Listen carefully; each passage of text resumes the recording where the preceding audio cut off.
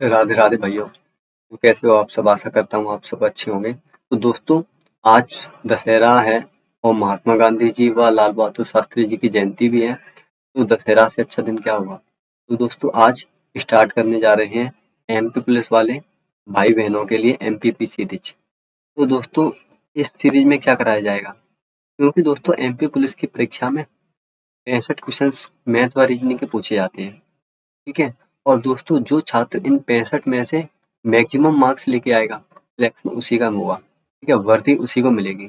अब क्योंकि दोस्तों, अगर जनरल अवेयरनेस की बात की जाए तो जनरल अवेयरनेस में जो बच्चा बहुत अच्छा है जीएस पढ़ने में, या उसकी जीएस बहुत अच्छी है, ठीक है, तो वो मैक्सिमम 20 से 27 मार्क्स लेके आएगा। लेकिन दोस्तों, जो एवरेज है, जो कम पढ़ता है जीएस को, ठीक है, जनरल अवेयरनेस को, वो भी दोस्तों 15 से 20 के बीच में लेके आएगा। तो दोस्तों, ये ज़्यादा मैटर नहीं करता जीएस। मैटर क्या करता है? मैटर आप मैथ प्लस रीजनिंग में कितना मैक्सिमम स्कोर लेके आओगे। ठीक है, क्योंकि दोस्तों मैथ और रीजनिंग के दोनों को मिला के 65 क्वेश्चन आते हैं। तो अगर एमपी पुलिस में सिलेक्शन लेना है तो कम से कम 55 55 से 55 से कम 65 के बीच में क्वेश्चन लेके आने ही पड़ेंगे तुम्हें मैथ और रीजनिंग में। ठीक है, तो टारगेट लेके चलो 58 से 60 क्वेश्चन तो मैथ प्लस रीजनिंग में लेके आनी ही है। ठीक है, और आजकल देख रहे हैं कट ऑफ कितनी हाई जा रही है। ठीक है, तो इसी हिसाब से अब अपन जानेंगे इस क्लास में क्या क्या कराया जाएगा। तो दोस्तों, इस क्लास में क्या पढ़ाया जाएगा? इस क्लास में पढ़ाया जाएगा मैथ प्लस रीजनिंग। ठीक है दोस्तों, अब ये क्लास किसके लिए इम्पोर्टेंट है? तो दोस्तों, ये class MP police MP police की जो भी बच्चा तैयारी कर रहा है उसकी प्रैक्टिस के लिए, बहुत इम्पोर्टेंट है। ठीक है, इस क्लास में क्या होगा? तो दोस्तों, इस क्लास में क्या कराया जाएगा? मैथ प्लस रीजनिंग रीजनिंग के 65 क्वेश्चन दोनों को मिला के। ये क्लास किन बच्चों के लिए महत्वपूर्ण है? तो दोस्तों, ये क्लास हर उस बच्चे के लिए महत्वपूर्ण है जो एमपी पुलिस की तैयारी कर रहा है, वो भले ही इंटेलिजेंट हो या फिर डल हो। क्योंकि दोस्तों, मान लो अगर आपके अभी जीएस में कोई बच्चा है जो अभी ज़्यादा नहीं जानता, तो उसके जीएस में सॉरी मैथ और रीजनिंग में अभी 40 नंबर आ रहे हैं या 40 के आसपास आ रहे हैं। तो दोस्तों, ये अगर उसने क्लास देख ली, कम से कम 10 दिन भी अगर उसने ये क्लास देख ली, तो 10 दिन बाद उसको ये पता नहीं लगेगा तो उसके मार्क्स 50 से 52 पे कब पहुंच गए। ठीक है, सिलेक्शन मैथ रीजनिंग से ही होना है। ठीक है, अब दोस्तों, क्लास रिकॉर्डेड रहेगी या लाइव? तो दोस्तों, ये क्लास रिकॉर्डेड रहेगी। ये क्लास कितने समय की होगी? तो ये दोस्तों क्लास मुझे भी नहीं पता है ये कितने समय की रहेगी, क्योंकि अभी जब पहली क्लास हो जाएगी उसके बाद थोड़ा सा अंदाजा लग जाएगा कि ये कितने समय की रहेगी। लेकिन फिर भी मेरे को अंदाजा है 1 से सवा या घंटा के करीब ये रहेगी। ठीक है, और ये क्लास कब तक चलेगी? तो दोस्तों, ये क्लास जब तक एमपी पुलिस का एग्जाम नहीं हो जाता तब तक ये क्लास चलेगी। ठीक है, और क्या इस क्लास में जनरल अवेयरनेस भी पढ़ाया जाएगा? जनरल अवेयरनेस भी पढ़ाया जाएगा। तो दोस्तों, अगर जनरल अवेयरनेस की बात की जाए तो जनरल अवेयरनेस अगर इस क्लास में ऐड करेंगे तो टोटल क्वेश्चन हो जाएंगे 35 और 65 कुल मिला के कितने हो जाएंगे? तो दोस्तों, ये क्लास काफ़ी लेंथी हो जाएगी। तो मैं सोच रहा हूँ ये जीएस ना पढ़ाऊँ इसमें, फिर भी आप कहोगे तो जनरल अवेयरनेस के मैं वन लाइनर बता दिया करूँगा, और फिर जैसा भी आप बताओगे तो उस हिसाब से देख लेंगे हम। ठीक है, तो अभी कैसे स्टार्ट करेंगे? अभी मैथ से। तो बिना समय खराब करते हुए अपन मैथ स्टार्ट करते हैं, मैथ और रीजनिंग को। क्वेश्चन नंबर 35 से मैथ है इसमें। अब दोस्तों, एमपीपी सीरीज का क्वेश्चन नंबर 1 देखते हैं। ठीक है दोस्तों, तो दोस्तों ये क्वेश्चन नंबर 36, यानी क्वेश्चन नंबर 36 से लेके 100 तक इसमें अब क्या दिया हुआ है? मैथ व रीजनिंग के क्वेश्चन। ठीक है, तो अपन पहला क्वेश्चन देखते हैं इसका। तो इसमें क्या पूछा है? श्रृंखला में गलत क्रम का पता लगाएं। गलत क्रम का, तो दोस्तों इसमें 5 जोड़े दिए हुए हैं। ठीक है, इन 5 जोड़ों में से कोई दोस्तों 4 जोड़े एक समान होंगे। ठीक है, और एक भिन्न होगा। तो एक भिन्न का ही पता लगाना है जो अलग है। ठीक है, अब दोस्तों 70 से 80, 63 से 72 और 54 से 62, 14 से 16, 28 से 32, तो इनमें कुछ लग रहा है कॉमन? 9, 7, 63, 4, 7, 28। अच्छा दोस्तों, एक चीज बताओ, 10 का जब 7 में भाग लगाएंगे, 70 में लगाएंगे, 10 7 70, 10 8 80, यानी इसमें 7 बार जा रहा है, इसमें 8 बार। इसको 9 से काटे तो 9 7 63, 9 8 72। इसको काटें तो 4 7 28, 4 8 जा 32, ठीक है। इसको 9 से काटें तो 9 6 54, ये 9 से नहीं कट रहा। 6 से काटें तो 6 9 54, यानी ये अलग आ रहा है। इसको 2 से काटें तो 2 7 14, 2 8 16। तो दोस्तों इसमें भिन्न कौन सा हुआ है? 54 से 62, ठीक है। तो ऑप्शन नंबर डी। दोस्तों आगे बढ़े तो क्वेश्चन नंबर 37। अब 37 में क्या लिखा हुआ है? असंगत का चयन कीजिए।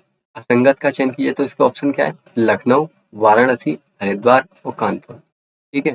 दोस्तों उत्तर प्रदेश, ये 3 जिले जैसे लखनऊ, वाराणसी और कानपुर, ये 3 जिले जिले किस में आते हैं? ये तो उत्तर प्रदेश में आते हैं, लेकिन हरिद्वार में नहीं आता, ठीक है। तो इसका और क्या हो जाएगा? हरिद्वार, यानी ऑप्शन नंबर सी, ठीक है।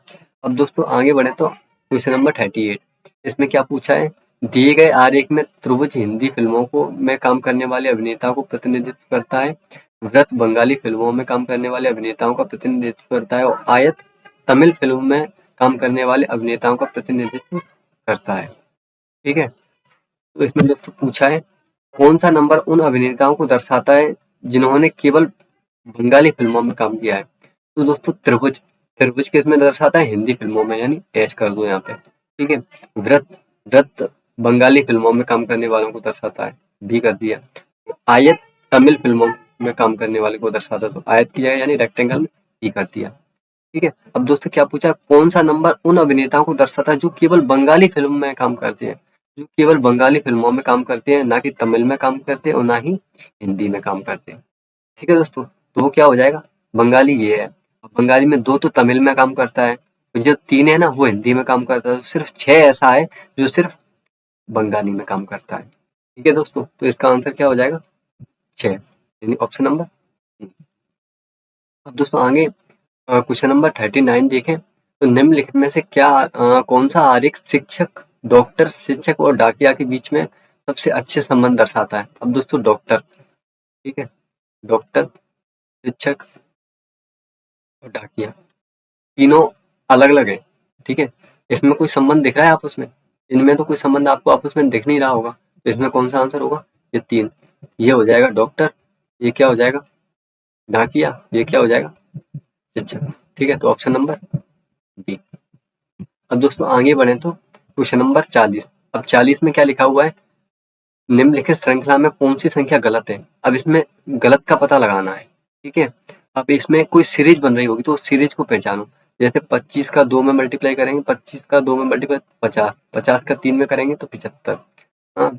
और सॉरी, 25 का 2 में करेंगे तो 50, 25 का 3 में करेंगे तो 75, और 25 का 4 में मल्टीप्लाई करेंगे तो क्या हो जाएगा? 100। 25 का 5 में मल्टीप्लाई करेंगे तो क्या आएगा? 125। लेकिन यहाँ पे क्या दिया हुआ है? 127। 25 का 6 में मल्टीप्लाई करेंगे तो क्या आएगा? 150, ठीक है। तो इसमें गलत क्या है? 127, यानी ऑप्शन नंबर बी, ठीक है, ये गलत है। अब दोस्तों आगे बढ़े तो 41 देखें, तो 41 में क्या पूछा? उस विकल्प का चयन करें जो तीसरी आकृति से उसी प्रकार संबंधित है जिस प्रकार दूसरी आकृति पहली आकृति से। अब दोस्तों ये इसका ये उल्टा है एकदम, ठीक है, तो इसका भी उल्टा देखेंगे। अब दोस्तों जब ये स्केल ऐसी है तो जब ये उल्टी होगी तो ये कैसी हो जाएगी? स्केल ऐसे करके ही तो आएगी। तो ऐसे करके देखो इसमें कौन से ऑप्शन दिख रहे हैं? ऑप्शन ए, ये ऑप्शन ए है, ये हो सकता है। ऑप्शन सी हो सकता है, बी तो होगा नहीं क्योंकि इसमें आकृति उल्टी है, हाँ, और डी होगा नहीं। लेकिन दोस्तों ये दोनों आकृति सेम है, ये, ठीक है, और सी, ये दोनों के दोनों सेम है। अब इसमें से बताओ, तुम ए लगाओगे तो अगर आयु ने बी सी सही माना तो ये तुम्हारा गलत हो जाएगा, ठीक है। तो ये क्वेश्चन गलत है। मैं इसको आपको बता देता हूँ ये कैसे होगा। जैसे मान लो ये है, जब ये उल्टा होगा तो ये त्रिभुज कैसे हो जाएगा? ऐसे ही तो होगा। स्केल ऊपर की तरफ होगी, स्केल किस तरफ होगी? ऊपर की तरफ, ऐसे। स्केल ऊपर की तरफ होगी तो इसमें से ए और सी में से एक होगा क्योंकि दोनों सेम है।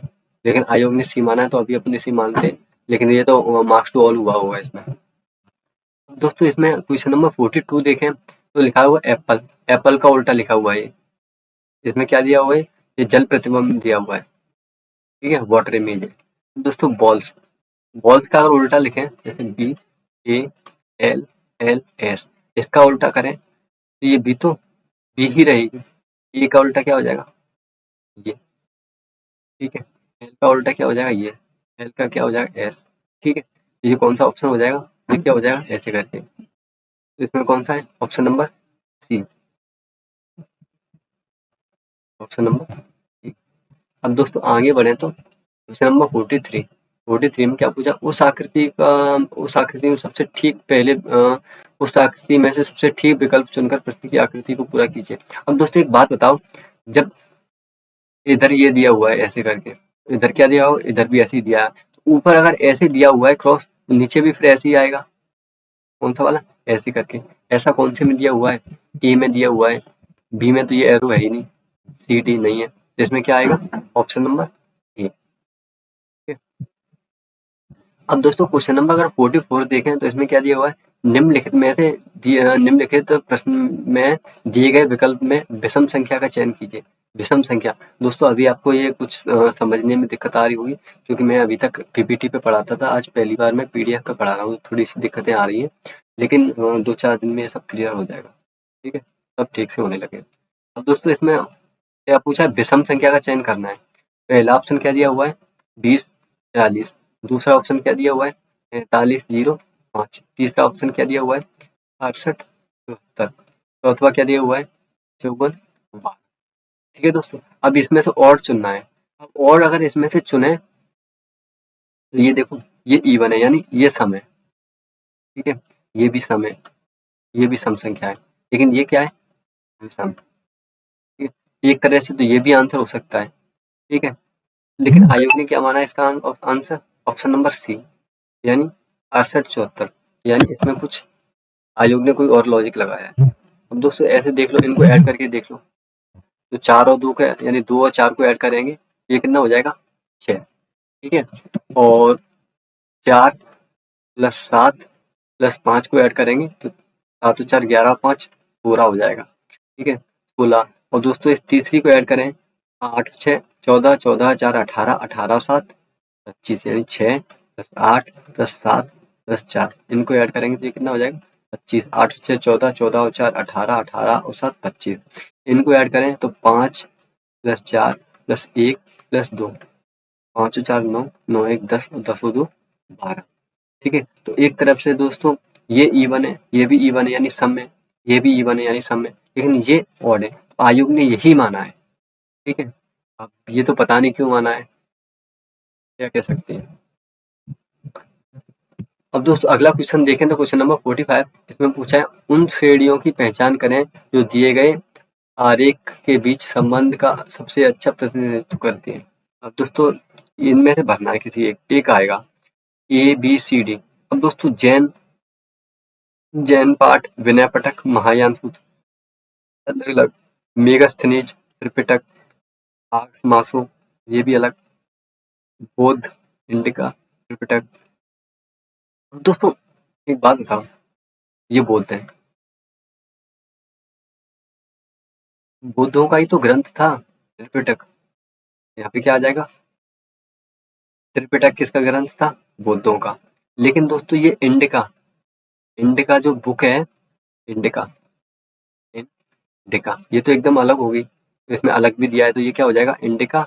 ये क्या हो जाएगा? बुद्ध। ठीक है, और ये क्या हो जाएगा? त्रिपिटक। इंडिका की अगर बात की जाए, इंडिका ये मेगस्थनीज द्वारा लिखी गई। ठीक है दोस्तों, अब आगे चलें तो क्वेश्चन नंबर 46।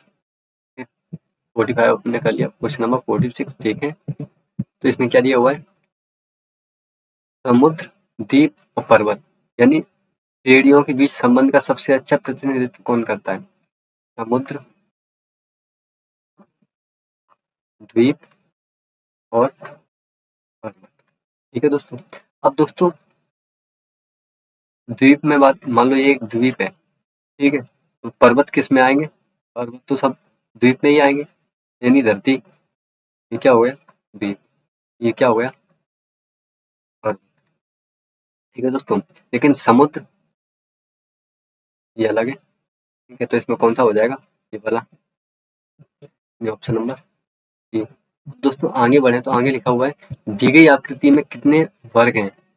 अब इन वर्गों को गिने तो ये तो 1, ये 2, ये 3, ये 4, ये 5, ये वाला 6, ठीक है, ये वाला 7, ये वाला 8, ये वाला 9, ये 10, ये 11, ये 12, ये 13, ठीक है। तो ये पूरा वाला जो ऊपर बना हुआ है ये कौन सा हुआ है, 14। अब दोस्तों ये वाला ये कौन सा हुआ है, 15, ठीक है। बात की जाए इसकी, ये करके ऐसे, ये कौन सा हो जाएगा, 16, ठीक है। तो इसमें कितने वर्ग दिए हुए हैं, 16, यानी ऑप्शन नंबर सी। अब दोस्तों क्वेश्चन आया है दी गई आकृति में त्रिभुजों की संख्या ज्ञात कीजिए। अब दोस्तों अगर इसमें त्रिभुज गिनेंगे तो त्रिभुज आपने पढ़ा होगा कैसे गिनते हैं, भी चलो मैं आपको बता देता हूँ। इसमें त्रिभुज अगर इसमें गिनेंगे दोस्तों तो यहाँ से गिनो, ये कौन सा है, 1, ये 2, ठीक है, 1 2, आगे 3 4, ठीक है, 5 6 7 8, अभी ये त्रिभुज हो गए। अब आगे दोस्तों मैं आकृति बना के बताता हूँ आपको। ये मान लो ये आकृति में समझने लायक बता रहा हूँ, बना रहा हूँ, ठीक है। ये मत कहना कि बिल्कुल सेम नहीं बनाया है, ठीक है दोस्तों।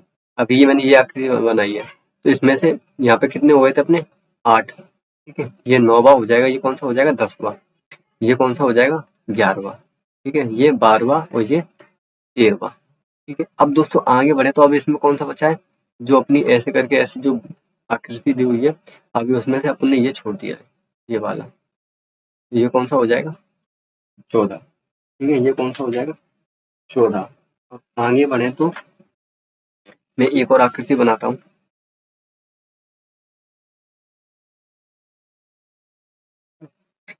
ये अभी छूटा है, ये वाला,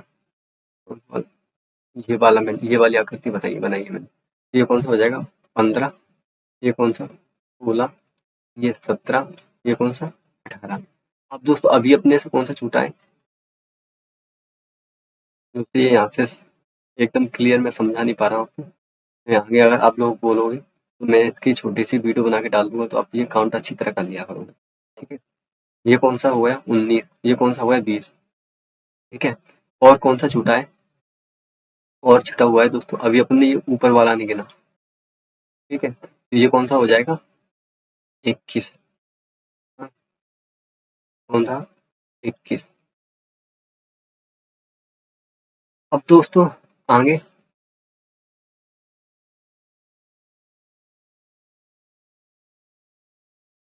अभी से आप स्किप भी कर सकते हो, अगले क्वेश्चन पे पहुंच सकते हो, क्योंकि मैं इसे आपको अच्छी तरह आगे समझा दूंगा। ये 22वां, 23वें की अगर बात की जाए तो 23वां कौन सा होगा,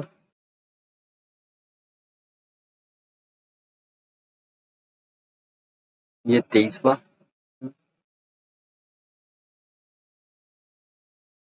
और बचे ये 24 और ये 25, ठीक है दोस्तों। तो इसका होगा ऑप्शन नंबर बी, यानी 25 आंसर। ये तो दोस्तों काफी लड़के गलत करके आए होंगे। अगर आप लोग बोलोगे तो मैं काउंटिंग के अच्छी तरह अलग से क्लास लगा दूंगा, 5 से 10 मिनट की, उसमें ये क्लियर हो जाएंगे। और अगर अभी ये जैसे आप स्किप भी कर सकते हो इस क्वेश्चन को, क्वेश्चन नंबर 48 को। अब दोस्तों क्वेश्चन नंबर 49 में अगर देखें, क्वेश्चन नंबर 49 में क्या पूछा है, दी गई आकृति में त्रिभुजों की संख्या, इसमें भी वही ट्रायंगल पूछे। अब दोस्तों ये तो छोटा है काफी, एक तो ये हो गया, 2 ये, तीसरा ये और ये चौथवा, ठीक है। ये हो गया कौन सा, 5वां, ये वाला जो ऐसे करके आया है ये कौन सा हो गया, 6वां। लेकिन दोस्तों ये जो बीच में छिपा हुआ है ये वाला जो मैंने अभी ये ड्रॉ कर दिया, ये वाला, ये कौन सा हो जाएगा, 7वां। तो इस आकृति में कितने त्रिभुज है, 7। ठीक है दोस्तों, अब आगे बढ़े तो अपने क्वेश्चन नंबर 50 में दिया हुआ है, दिए गए प्रश्न में उत्तर आकृति ज्ञात कीजिए जिसमें प्रश्न आकृति निहित है। प्रश्न आकृति निहित, अब दोस्तों ये वाली जो आकृति है ना, ये ढूंढनी है ए बी सी या डी में से किस में है ये वाली आकृति, ये इसमें ये कटा हुआ है, इसमें नहीं है, ठीक है, इसमें नहीं है अच्छी तरह से। ठीक है दोस्तों, ये डी देखो, डी वाला, डी में ऐसी करके ऐसी है और ये। ठीक है, तो ये वाली अपने को तो यही आकृति चाहिए, तो किसमें, ऑप्शन नंबर डी में। तो क्या लगा दोगे, फिगर डी। अब दोस्तों क्वेश्चन नंबर 51 देखें, 51 में क्या पूछा है, उसमें भी दोस्तों यही है, वह आकृति ज्ञात की है जिसमें प्रश्न आकृति निहित है। ठीक है, अब दोस्तों ये कोई आकृति है, वो इन 4 ऑप्शनों में से एक में है। ठीक है, तो देखो वो कौन से में, किसमें नजर आ रही है। अब दोस्तों ये है, इसमें ऐसे करके ऐसे बनना है, ये बन रही है, तो कौन से में, ऑप्शन नंबर ए, यानी फिगर ए में जो आकृति जो ऊपर दी हुई है वो इसमें निहित है। ठीक है दोस्तों, अब क्वेश्चन नंबर 52 देखें, तो 52 में लिखा हुआ है, ये इलेक्ट्रिक, यदि निश्चित कोड भाषा में इलेक्ट्रिक को FMFDUSJD लिखा जाता है तो उस कोड भाषा में नेशनल को क्या लिखा जाएगा। जैसे दोस्तों ELECTRIC।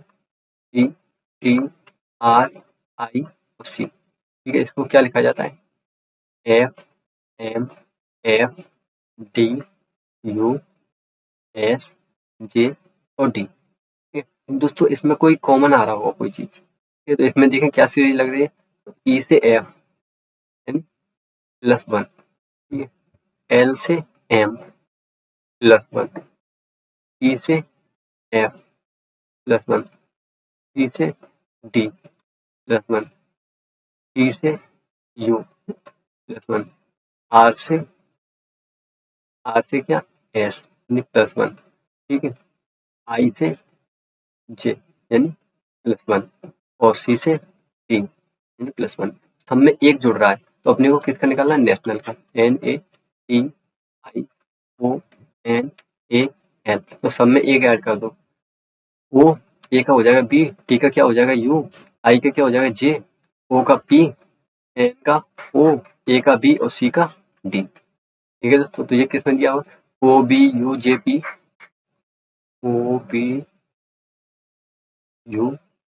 OBUJP यानी ऑप्शन नंबर सी में, जो भी अपने निकाला है ये किसमें, ऑप्शन नंबर सी में। ठीक है दोस्तों, अब आगे बढ़े दोस्तों, तो अब इसमें कथनों तर्क दिए हुए हैं। कथन में क्या लिखा हुआ है, सेल फोन तथा स्मार्टफोन क्या हमारे लिए सुरक्षित हैं। ये कोई कथन दिया हुआ है, सेल फोन व स्मार्टफोन हमारे लिए सुरक्षित हैं। अब तर्क क्या दिया हुआ है, हाँ यह हमें सभी तरह से जानकारी उपलब्ध कराते हैं, हाँ यह हमें सभी तरह से जानकारी उपलब्ध कराते हैं। ठीक है दोस्तों, दूसरा लिखा है, नहीं यह पूरी तरह से सुरक्षित नहीं है क्योंकि साइबर हैकिंग का पूरी तरह से समाधान अभी तक नहीं हो पाया है। अब दोस्तों, क्या अभी तक साइबर हैकिंग का समाधान नहीं हो पाया, तो अपन मोबाइल चला नहीं रहे, फिर भी अपन चला रहे हैं ना। और हाँ, यह हमें सभी तरह की जानकारी ऑनलाइन उपलब्ध कराते हैं, सभी तरह की नहीं लेकिन बहुत सारी जानकारी उपलब्ध कराते हैं। ठीक है, लेकिन इसमें क्या लिखा है, नहीं यह पूरी तरह से सुरक्षित नहीं है क्योंकि साइबर हैकिंग का पूरी तरह से समाधान अभी तक नहीं मिल पाया है। ठीक है, तो आयोग ने क्या माना है, यही 2 आंसर माना है, पहला नहीं माना है। तो दोस्तों ये तो आयोग के ऊपर है, लेकिन अपनी तरफ से जो भी आपके दिमाग में सबसे बेस्ट आंसर आ रहा हो उसे लगा के आना। ठीक है, और उससे तात्पर्य ये है, अगर मान लो उस जगह पर तुम हो, जैसे मान लो मोबाइल फोन बनाने वाली तुम्हारी कंपनी है, तो तुम उस बारे में क्या सोचते हो। ठीक है, तो तुम अपनी विचार रख के लगा के आना, फिर तो जो होगा वो देखेंगे ही। बाद में जब आंसर की आएगी, तो अगर कोई क्वेश्चन गलत होगा तो मार्क्स टू ऑल होगा, नहीं तो फिर होना ही है, सबका ही होना है, तो तुम्हारा क्या। अब दोस्तों अगले क्वेश्चन में लिखा हुआ है, ये भी कथन और पूर्व धारणा का सवाल है। हाल के हाल के राज्यसभा चुनाव में एक पार्टी जो पिछले चुनाव में सबसे बड़ी पार्टी थी, वह हाल ही के चुनाव में हार गई। मतलब कोई बड़ी पार्टी है, जैसे मान लो अभी बीजेपी है सत्ता में, ठीक है, अब वो अगर हार जाए, ठीक है, तो पूर्व धारणा क्या दी हुई है, हो सकता है राज्य की जनता पिछली सरकार के काम से खुश ना हो, भाई हो सकता है। ठीक है, हो सकता है पिछली सरकार ने अंतिम कार्यकाल में बहुत घोटाले किए हों, ये भी हो सकता है। तो इस वजह से हो सकती है ना पार्टी, अगर पार्टी गिर गई, अगर पार्टी अच्छे काम करती तो वो क्यों गिरती। ठीक है, तो ये तो दोनों ही सही लग रहे हैं, और लोग इसमें भी यही माना है, दोनों पूर्व धारणाएं एक और दोनों निरहित है। ठीक है, तो दोनों की दोनों ठीक है। अब दोस्तों ये दिया हुआ है प्रश्न में कथनों में विभिन्न तत्वों के बीच संबंध दर्शाया गया है। प्रत्येक कथन के बाद 2 निष्कर्ष दिए हुए हैं। अब दोस्तों ये किसका समान आ गया? इनइक्वालिटी यानी असमानता का। अब इसको देखें तो इसको समझने से पहले आप एक चीज समझो, ये चिन्ह है, ये 3 चिन्ह है। अब दोस्तों जब भी जैसे मान लो ये अभी आर से एल की बोल रहा है, तो जब भी अगर ऐसा आए आर से एल या कोई भी संख्या लिखी हो, तो हमेशा याद रखना गेट खुला होता है उस तरफ से एंटर करते हैं। इस तरफ से, जहाँ से गेट खुला होता है इस तरफ से। अगर मान लो मैं इधर से जा रहा हूँ और गेट ऐसे करके ऐसी है, तो मैं एंटर नहीं कर पाऊंगा। ठीक है, मैं एंटर नहीं कर पाऊंगा, लेकिन गेट खुला हुआ है तो मैं एंटर कर जाऊंगा। ठीक है, ये समझ आ गया। अब दोस्तों एक चीज समझो, जब हम जब क्वेश्चन में ऐसा दिया हो, जैसे मान लो तर्क में ये दिया हुआ है, ये वाला चिन्ह, तो जब हम ऐसे जाएंगे तो किसी भी एक स्थान पर ये आना चाहिए, किसी भी एक स्थान पर ये आना चाहिए। ठीक है, इसमें एक और चिन्ह ये भी होता है। ठीक है दोस्तों, अब अगर ऐसे जाएंगे तो ऐसे जाएंगे तो ऐसे इंटर नहीं कर सकते। सिर्फ अब ये मुंह इधर से खुला है तो अपन इधर से ही इंटर कर सकते हैं। ठीक है, तो किसी भी एक स्थान पे ये वाला चिन्ह आना चाहिए। अगर इधर से जा रहे हैं तो ये वाला चिन्ह आना चाहिए। अब दोस्तों बराबर बराबर से तो कोई मतलब ही नहीं है, जाओ आओ, ये तो हमेशा द्वार खुला ही रहता है, हमेशा खुला ही रहता है। अब दोस्तों इसकी बात करें, जब इस वाले दरवाजे से जाएंगे तो ये बड़ा वाला दरवाजा है जिससे पीएम और प्रेसिडेंट जाते हैं। पीएम और प्रेसिडेंट, तो उनके लिए पीएम और जब प्रेसिडेंट जाते हैं तो क्या वो छोटे मोटे दरवाजों से इनसे जाते हैं? नहीं जाते। तो जब पीएम और प्रेसिडेंट जाएंगे तो हमेशा वो इसी दरवाजे से जाएंगे। उनके लिए जितने भी दरवाजे मिलेंगे वो सब यही वाले मिलेंगे, ये वाले। ठीक है, अगर वो इधर से एंटर करेंगे तो ये वाले होने चाहिए। ठीक है, या फिर बराबर हो, क्योंकि बराबर तो वो हमेशा खुला ही रहता है। अब दोस्तों ये क्वेश्चन देखते हैं, क्वेश्चन में क्या लिखा हुआ है? आर से एल पे जाना है। आर इसमें कौन सी जगह लिखा हुआ है? आर ये लिखा हुआ है। अब दोस्तों आर से एम पे पहुंच रहे हैं, यानी आर से एम तक एंटर कर पा रहे हैं। ठीक है, ये दरवाजा खुला हुआ है, आर से एम पे पहुंच गए। एम से दोस्तों एन पे भी पहुंच गए क्योंकि वो दरवाजा खुला हुआ है। अब एन से किस पे जाना है? के पे। ये दरवाजा खुला हुआ है तो के पे पहुंच जाएंगे। के पे पहुंचने के बाद दोस्तों अब अपने को किस पे जाना है? एल पे। तो दोस्तों ये एन से संबंध यहाँ पे दिया हुआ है, एन से किस पे पहुंच रहे हैं? पी पे, और पी से किस पे पहुंच रहे हैं? एल पे। यानी मैंने क्या बताया था, आगे कोई भी दरवाजे कैसे भी हो अपने को फर्क नहीं पड़ता, जब अगर ऐसा चिन्ह दिया हो तो किसी भी एक स्थान पर ये चिन्ह होना चाहिए। तो ये एक स्थान पर ये दिया हुआ है। ठीक है, तो अपने को आगे क्या देखना है? ये पहुंच रहा है तो ये पहला वाला सही हो जाएगा। और अगर आप लोग बोलोगे तो इसकी मैं अलग से एक क्लास 10 मिनट की बना दूंगा, तो ये अच्छी तरह क्लियर हो जाएगा। अब एम से एल पे जाना है, किस पे जाना है? एम से एल पे। अब दोस्तों अपना एल एम किस जगह पे है? एम ये दिया हुआ है, एम। एम से जाना किस जगह पे? एल पे। अब दोस्तों एम से एन पे जा रहे हैं, बिल्कुल पहुंच रहे हैं, दरवाजा खुला हुआ है। एन से के पे जा रहे हैं, बिल्कुल दरवाजा खुला हुआ है। ठीक है, एन से अपन किस पे आ गए? एन से आ गए अपन ए पे। अपन एन से अब आ गए ए पे। ठीक है दोस्तों, अब एन से किस पे आ गए? के पे। अपन अपने को किस पे जाना है? एल पे जाना है, लेकिन के पे तो ये बंद है। लेकिन दोस्तों एन, जब ये एन यहाँ पे लिखा हुआ है, एन से किस पे पहुंच रहे हैं? पी पे भी पहुंच सकते हैं, और पी से किस पे पहुंच सकते हैं? एल पे। पी से एल पे पहुंच सकते हैं, यानी एल पे आ रहे हैं। लेकिन दोस्तों क्या ये वाला चिन्ह एक जगह पे है? किसी एक जगह पे? अगर ये वाला चिन्ह अगर अपन देखें तो किसी एक जगह पे है? देखते हैं, एम से एन पे जा रहे हैं, ये वाला चिन्ह नहीं मिला।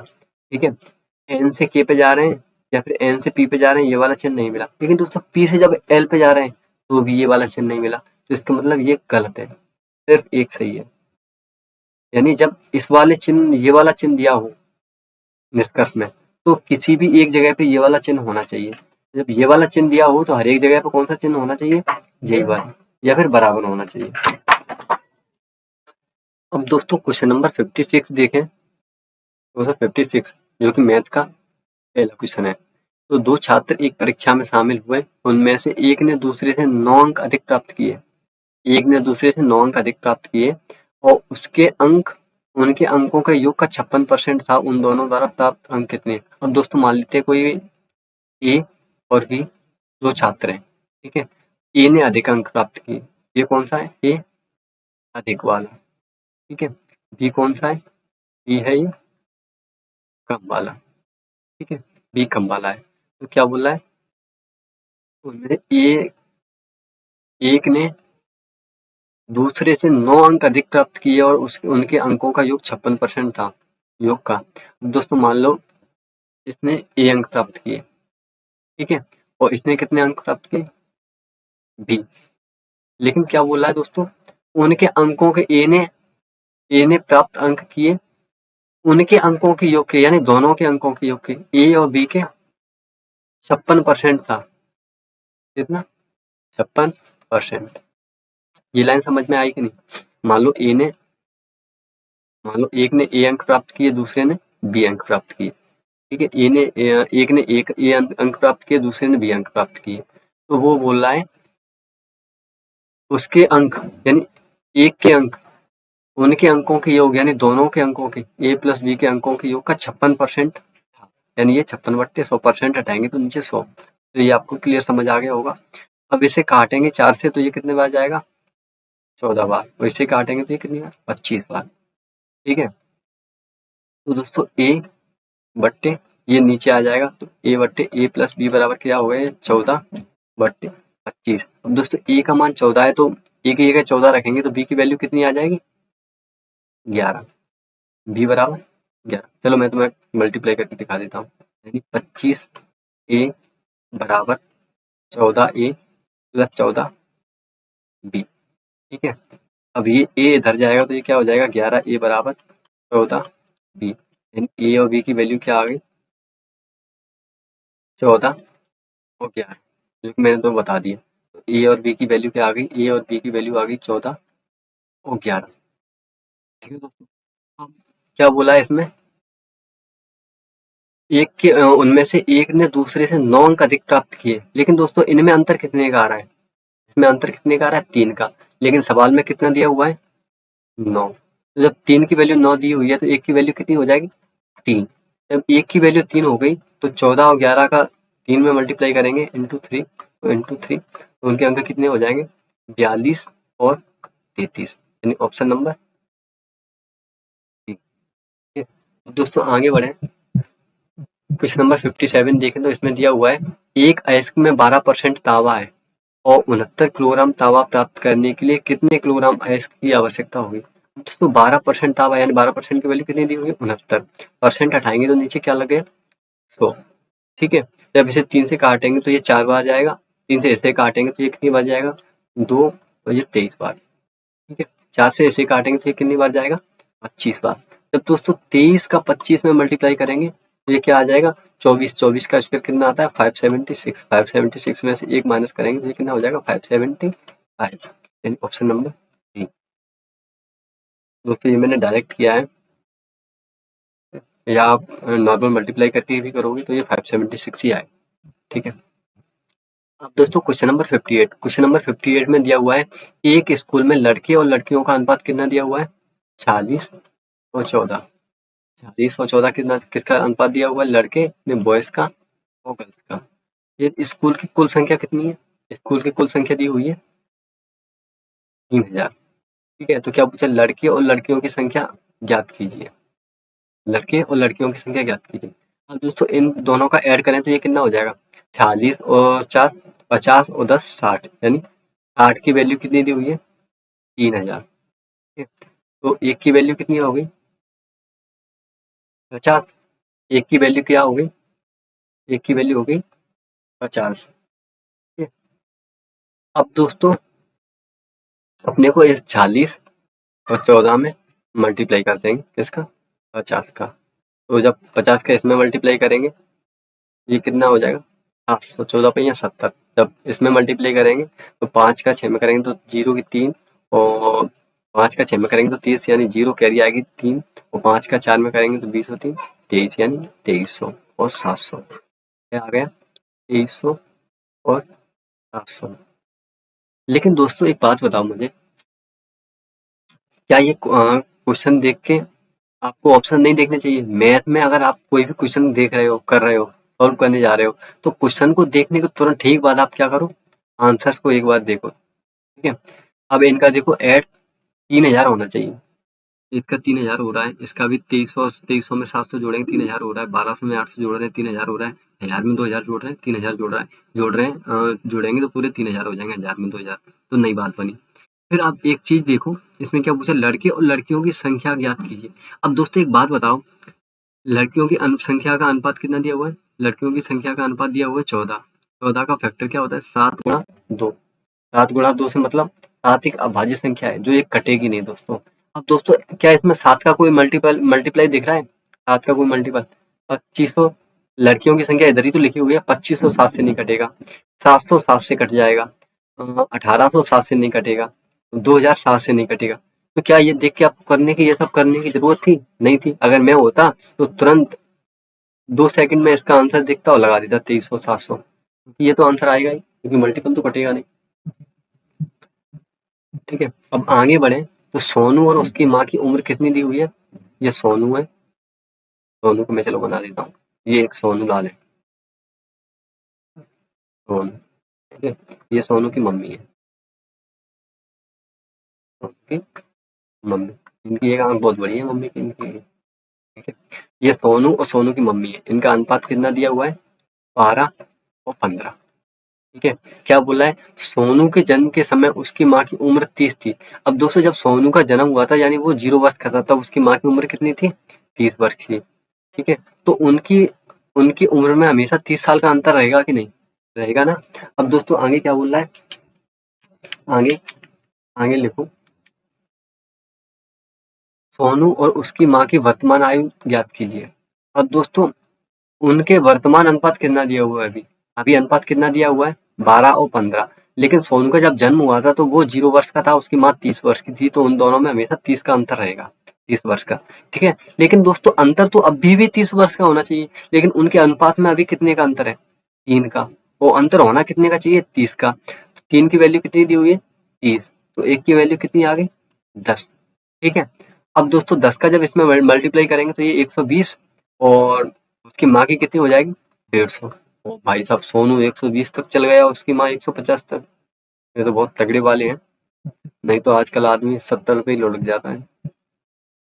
अब दोस्तों क्वेश्चन नंबर 60 देखें तो इसमें लिखा हुआ है, एक राशि पर 5 वर्षों में 10% प्रतिवर्ष की दर से 4000 रुपए का कुल साधारण ब्याज प्राप्त हुआ है, यानी ऐसा ही क्या है? 4000। ठीक है, रेट क्या है? 10%। रेट क्या है? 10%। और टाइम कितना है? 5 साल यानी 5 ईयर, 5 ईयर। ठीक है, अब दोस्तों एक बात बताओ, जब एक साल में 10% ब्याज लग रहा है तो 5 साल में कितना हो जाएगा? 50%, यानी 5 गुणा 10, 50%। 50% ब्याज की वैल्यू कितनी दी हुई है? 4000 रुपए। तो अपने को तो 100% निकालना है ना उसका कुल मूलधन, तो ये क्या हो जाएगा? 100% क्या हो जाएगा? 8000, यानी ऑप्शन नंबर डी। और इसे अपन ऐसे ना करते हुए नॉर्मल तरीके से जैसे अपन करते आ रहे हैं वैसे अगर देखें तो एक बात बताओ, एस आई का फॉर्मूला क्या होता है? एस आई बराबर P into R into T upon 100, यही तो होता है। अब दोस्तों अपने को एस आई दिया हुआ है, अपने को निकालना क्या है? पी निकालना है। जब ये एस आई का 100 में मल्टीप्लाई होगा तो ये क्या हो जाएगा? एस आई इंटू 100 बट्टे पी निकालना है, तो पी के लिए क्या हो जाएगा? R into T. ठीक है, ये हो जाएगा।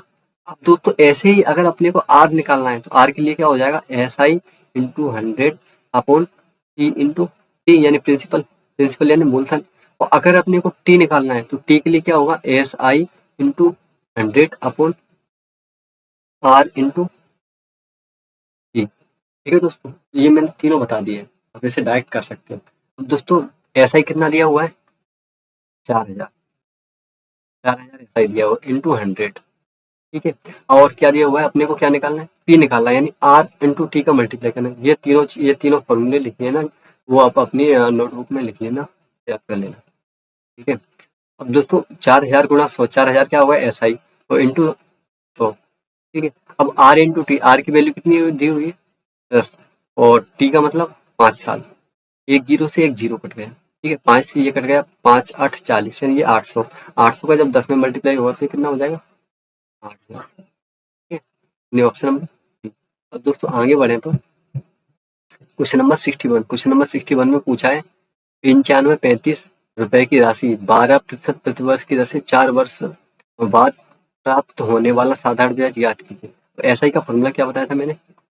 P into R into T upon 100। P कितना दिया हुआ है? 9535। ठीक है, रेट कितनी दी हुई है? 12। हमें कितना दिया हुआ है 4 अपॉन 100। ठीक, अब दोस्तों इसे सॉल्व करेंगे तो ये क्या हो जाएगा 95 35 गुना 12 का 4 में करेंगे तो 48/100। अब दोस्तों एक बात बताओ, जब इसका मल्टीप्लाई करेंगे तो 100 का इसमें भाग देंगे तो वो पॉइंट में आएगा। पॉइंट में तो आना ही आना है ये। ठीक है, जब पॉइंट में ये आएगा, जब क्योंकि 100 का इसमें भाग दे रहे हैं तो इसमें से ये सब संख्या देखो बी सी और डी ये सब नॉर्मल है, लेकिन एक ही संख्या है ऑप्शन ए ही सिर्फ ऐसा है जो पॉइंट में आएगा, यानी 45 78 8 45 78 8 ये इसका आंसर हो जाएगा। ठीक है, तो आप ये करके भी देख लेना मल्टीप्लाई। 3 4 में 35 का जब 48 में मल्टीप्लाई करके 100 का भाग दोगे तो यही आएगा। ठीक है, अब दोस्तों क्वेश्चन नंबर 62 देखें तो इसमें क्या लिखा हुआ है, माइनस के 8/63 प्राप्त करने के लिए 2/9 प्लस 6/7 में क्या जोड़े, यानी 2/9 प्लस 6/7 में मान लेते हैं एक्स जोड़ते हैं तो क्या प्राप्त होगा माइनस के 8/63।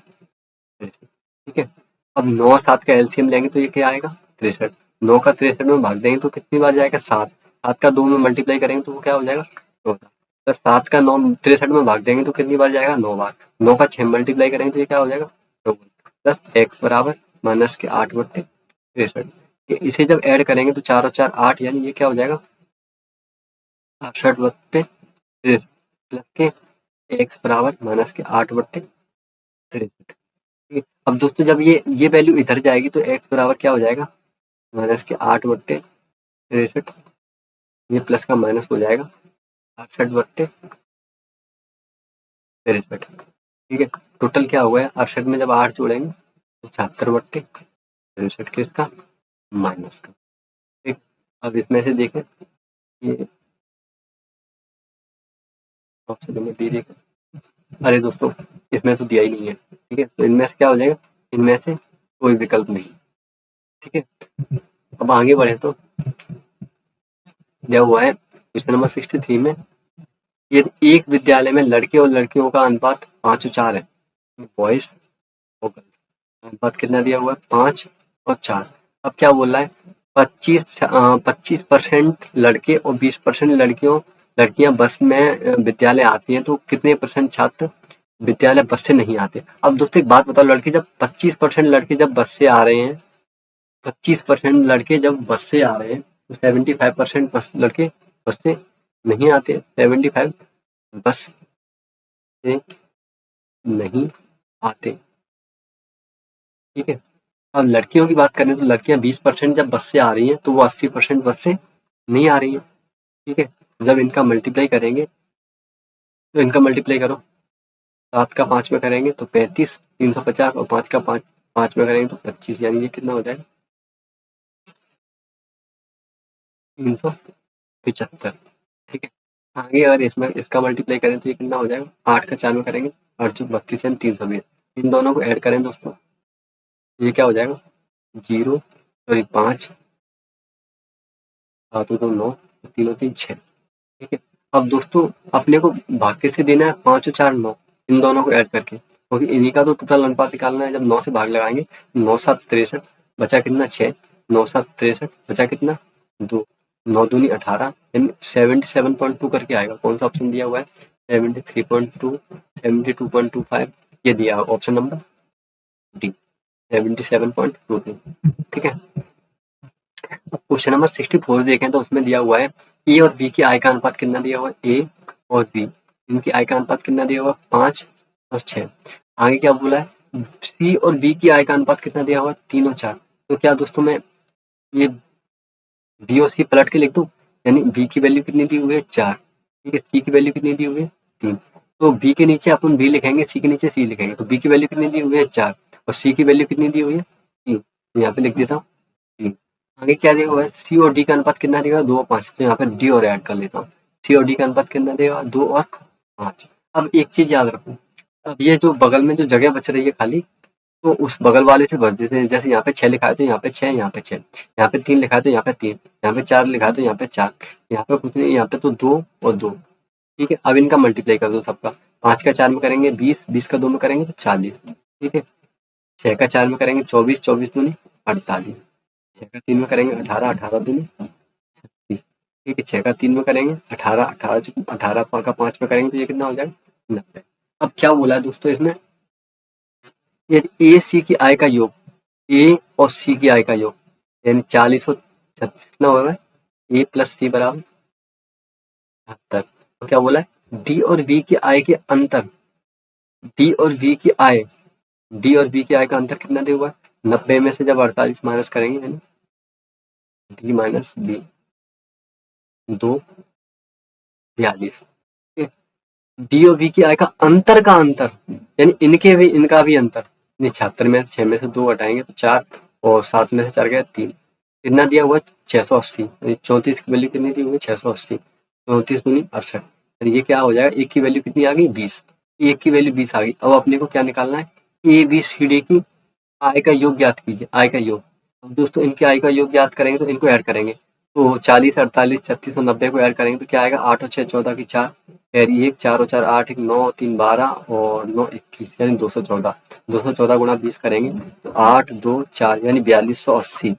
ऑप्शन नंबर ये रहा ऑप्शन नंबर बी। ठीक है, अब आगे बढ़े दोस्तों क्वेश्चन नंबर 65।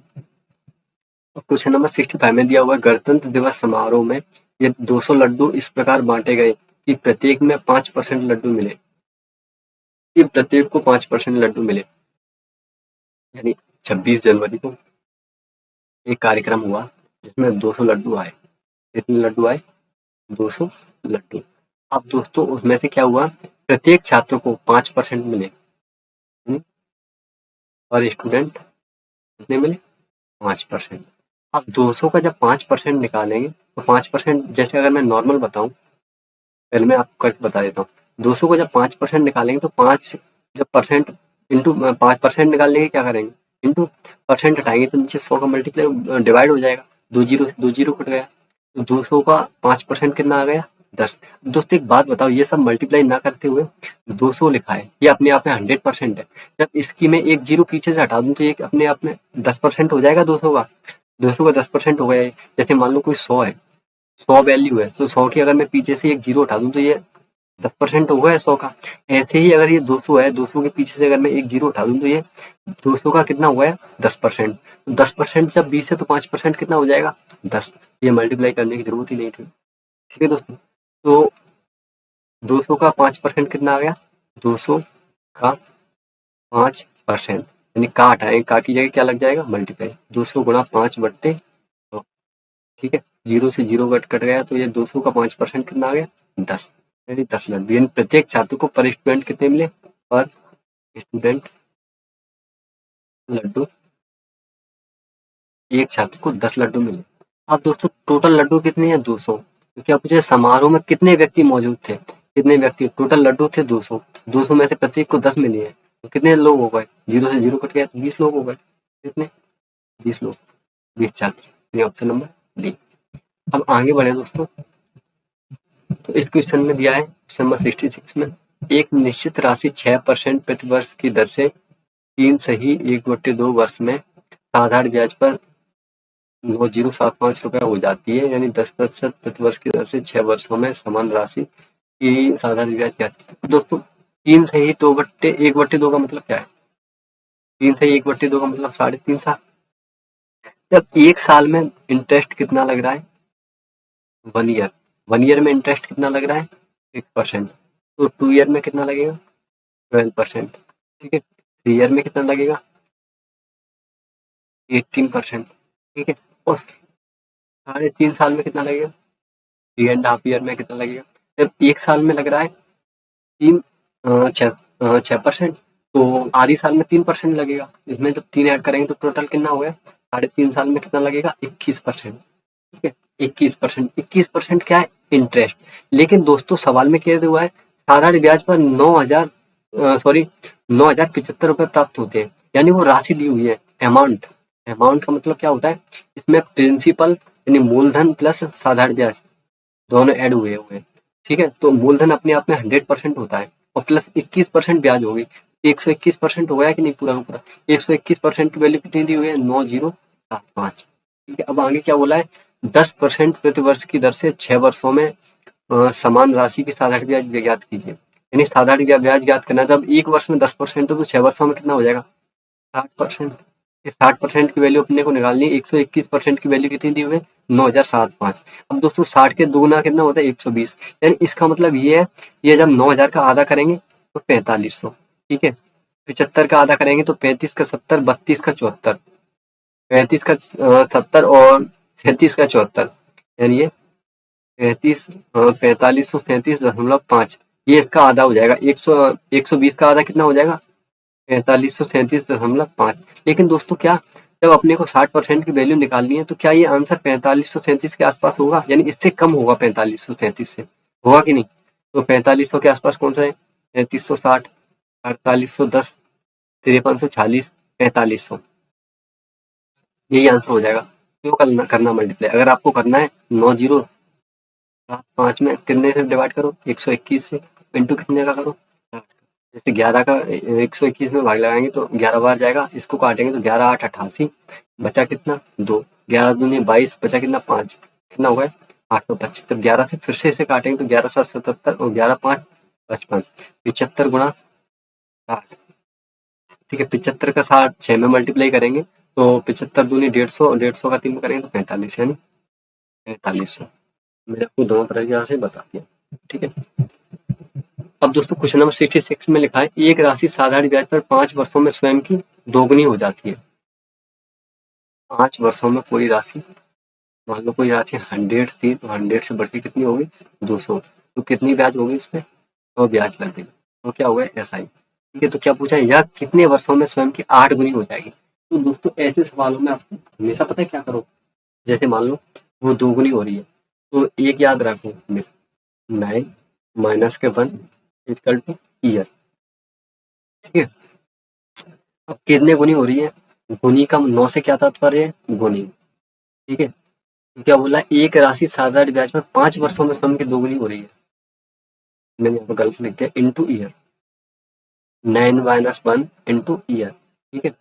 अब एन का मतलब गुना है, तो 5 वर्षों में स्वयं की कितनी गुनी हो रही है, 2 गुनी, कितनी हो रही है, डबल्स, 2 गुनी हो रही है। तो जब एन की जगह पर 2 रखेंगे, 2 माइनस 1 गुणा 5, 2 में से 1 गया 1, यानी ये आंसर आ गया 5। लेकिन अपने को क्या निकालना है, यह कितने वर्षों में स्वयं की 8 गुनी हो जाएगी। जब एन की जगह 8 रखेंगे, 8 माइनस के 1 गुणा 5, 8 में से 1 गया 7 गुणा 5, यानी कितना वर्षों में हो जाएगी 35, ठीक है। अब क्वेश्चन नंबर 68 देखें दोस्तों, अब क्वेश्चन नंबर 68 देखें तो इसमें लिखा हुआ है, वासवी एक चावल व्यापारी है। वासवी किसी का नाम है, जो ये कौन है, चावल व्यापारी, राइस ट्रेडर, ठीक है। वो क्या बोल रहा है, जो 2 किस्म के चावल को मिलाकर बेचता है, 2 किस्म के चावल को मिलाकर बेचता है, मान लो एक किस्म ए और एक क्या है बी, ठीक है, ठीक है। या फिर आगे यहाँ पे एक्स और वाई मान लो, तो मान लो एक्स और वाई। अब क्या बोला है, पहली किस्म के चावल का क्रय मूल्य दूसरी किस्म के चावल के क्रय मूल्य का दोगुना है। मान लेते हैं ये पहली किस्म है और ये दूसरी किस्म है, तो बोला है पहली किस्म के चावल का क्रय मूल्य दूसरी किस्म के चावल के क्रय मूल्य का दोगुना है, ये CP। जब इसका क्रय मूल्य 1 है तो इसका कितना दिया हुआ है 2, ठीक है, ये डबल हो गया। ये क्या दिया हुआ है, इसकी मात्रा यानी क्वांटिटी। अब दोस्तों आगे बोला है, यदि वाष्पी महंगी किस्म के चावल के क्रय मूल्य पर मिश्रण को बेचता है, क्या बोला है, लाइन ढंग से पढ़ना, यदि वाष्पी महंगी किस्म के चावल के क्रय मूल्य, महंगी किस्म के चावल के क्रय मूल्य यानी इस पर मिश्रण को बेचता है, तो पहले मिश्रण कितना है, मिश्रण कितना है अपना एक्स प्लस वाई को महंगी किस्म के चावल के क्रय मूल्य पर बेचता है, तो महंगी किस्म का चावल कौन सा है, क्रय मूल्य कितना है, महंगी किस्म के चावल का क्रय मूल्य 2 है, इंटू 2, तो टोटल क्या आ जाएगा, ये 2x प्लस 2 वाई, ये क्या आ गया लिख एच पी कितना है 2x प्लस 2y। अब दोस्तों आगे क्या बोला है, और 35% का लाभ कमाता है, तो किस अनुपात में चावल की किस्मों को मिलाता है। अब दोस्तों वो 35% का लाभ कमाता है, तो लाभ किस पे होता है, लाभ तो हमेशा सीपी पे होता है, तो इसका टोटल सीपी कितना आ गया, तो जब इसका टोटल सीपी निकालेंगे तो इसका मल्टीप्लाई करेंगे तो ये कितना होगा 2x प्लस वाई,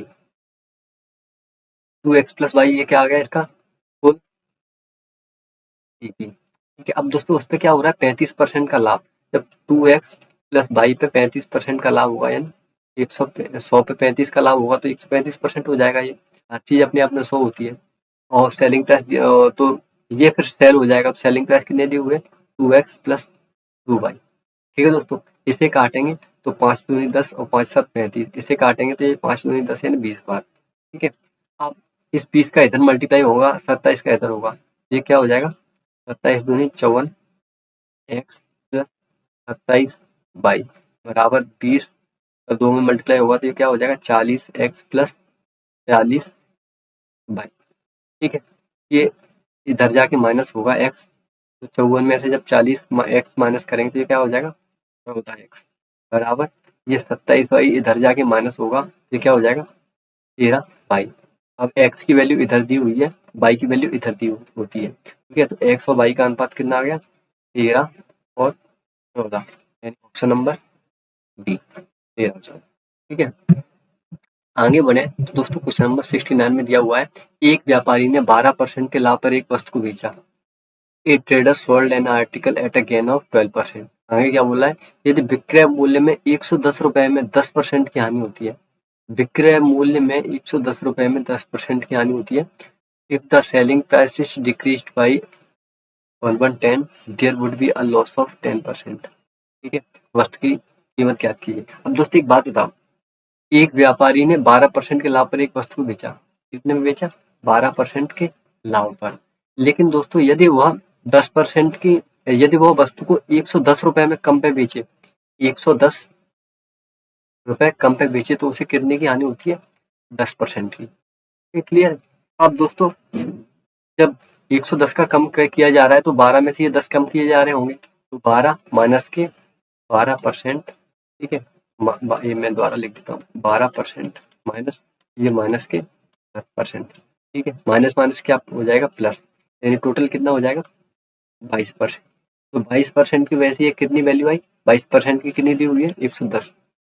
ठीक है, तो एक की वैल्यू कितनी हो जाएगी 22 5 110, यानी 1% की वैल्यू कितनी होगी 5, तो 100% की वैल्यू कितनी हो जाएगी, वस्तु की कीमत ही तो पूछी 100%, यानी वो कितनी हो जाएगी 500। ठीक है, अब दोस्तों आगे बढ़े तो ये क्वेश्चन नंबर 70 देखें तो ये ट्रिग्नो का क्वेश्चन दिया हुआ है। ट्रिग्नो का काफी अच्छा क्वेश्चन है, sine A upon 1 minus cos A plus 1 minus cos A upon sine A divide by cot square A और upon 1 plus cos A cosec A plus 1।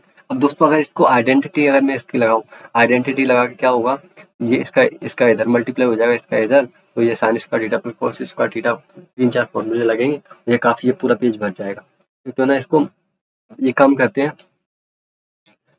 और नंबर रख के देख लेते हैं। इसमें जब इसमें 45 डिग्री रखेंगे तो ये 1/√2, ये भी तो कॉम्प्लिकेटेड हो जाएगा ज़्यादा। ठीक है, एक काम करते हैं इसमें 90 डिग्री रख के देख लेते हैं। ठीक है, 90 डिग्री, तो साइन 90 की वैल्यू क्या होती है साइन 90 की वैल्यू क्या होती है 1। कॉस 90 की बात की जाए तो कॉस 90 की वैल्यू क्या होती है 0। ठीक है, कॉट कॉट कॉट 90 की वैल्यू अगर रखी जाए तो कॉट 90 की वैल्यू क्या होती है, कॉट 90 की अगर बात की जाए तो कॉट 90 की वैल्यू होती है 0। ठीक है, और कोसेक 90 डिग्री की अगर बात की जाए तो कोसेक 90 डिग्री की वैल्यू कितनी होती है 1। ठीक है, अब ये चारों वैल्यू अपन रख देंगे, ये हो जाएगा। देखो कितना बड़ा सवाल, जैसे पूरा पेज भर जाएगा ये। ठीक है, वो मिनटों में होगा। अब दोस्तों ये जो वैल्यू है वो सवाल में रखेंगे तो साइन ए, यानी साइन एक ही जगह सब में ए है, एक ही जगह सब में 90 डिग्री रखेंगे तो साइन ए की वैल्यू क्या हो जाएगी 1। ठीक है, 1 माइनस कॉस ए की जगह क्या हो जाएगा ये 0 प्लस 1 माइनस कॉस ए की जगह 0 और साइन ए की जगह क्या हो जाएगा 1, क्या हो जाएगा 1। ठीक है, आगे डिवाइड कॉट स्क्वायर ए, कॉट की वैल्यू रखेंगे क्या 0, ये ऊपर हो जाएगा 0 नीचे 1 प्लस कॉसेक क्या होता है 1 प्लस 1। अब एक बात बताओ, 0 में किसी संख्या को भाग लगाएंगे तो क्या हो जाएगा 0, यानी सिर्फ क्या बचा 1। इसको ये 1 में से 0 आएगा 0 से, यानी ये क्या बचा 1, यहाँ पे भी क्या बचा 1 डिवाइड बाई 0 में किसी संख्या को भाग देंगे तो वो तो 0 हो जाएगा, तो ये क्या बचेगा 1, यानी 2/1, यानी आंसर क्या आ गया 2। इसमें नहीं है, इसमें नहीं है, ये दिया है ऑप्शन नंबर डी। ठीक है, और अगर इसकी आइडेंटिटी लगाते तो दोस्तों बहुत टाइम लगता, कम से कम 5 से 7 मिनट रख लो इसको करने के लिए। ठीक है, ऐसे क्रॉस मल्टीप्लाई करके आइडेंटिटी लगाते हैं। अब दोस्तों क्वेश्चन नंबर 71 अगर देखें तो 71 में क्या लिखा हुआ है, दिए गए समीकरण को सही बनाने के लिए किन दो संख्याओं को आपस में बदलना चाहिए। क्या दिया है, 2 गुणा 3 प्लस के 8 माइनस के 12 भागित 6 बराबर 20। यही तो दिया हुआ है। अब इसमें क्या करना है, ये संख्या आपस में बदलनी है, यानी 2 की जगह क्या रखना है 8 और 8 की जगह क्या रखना है 2।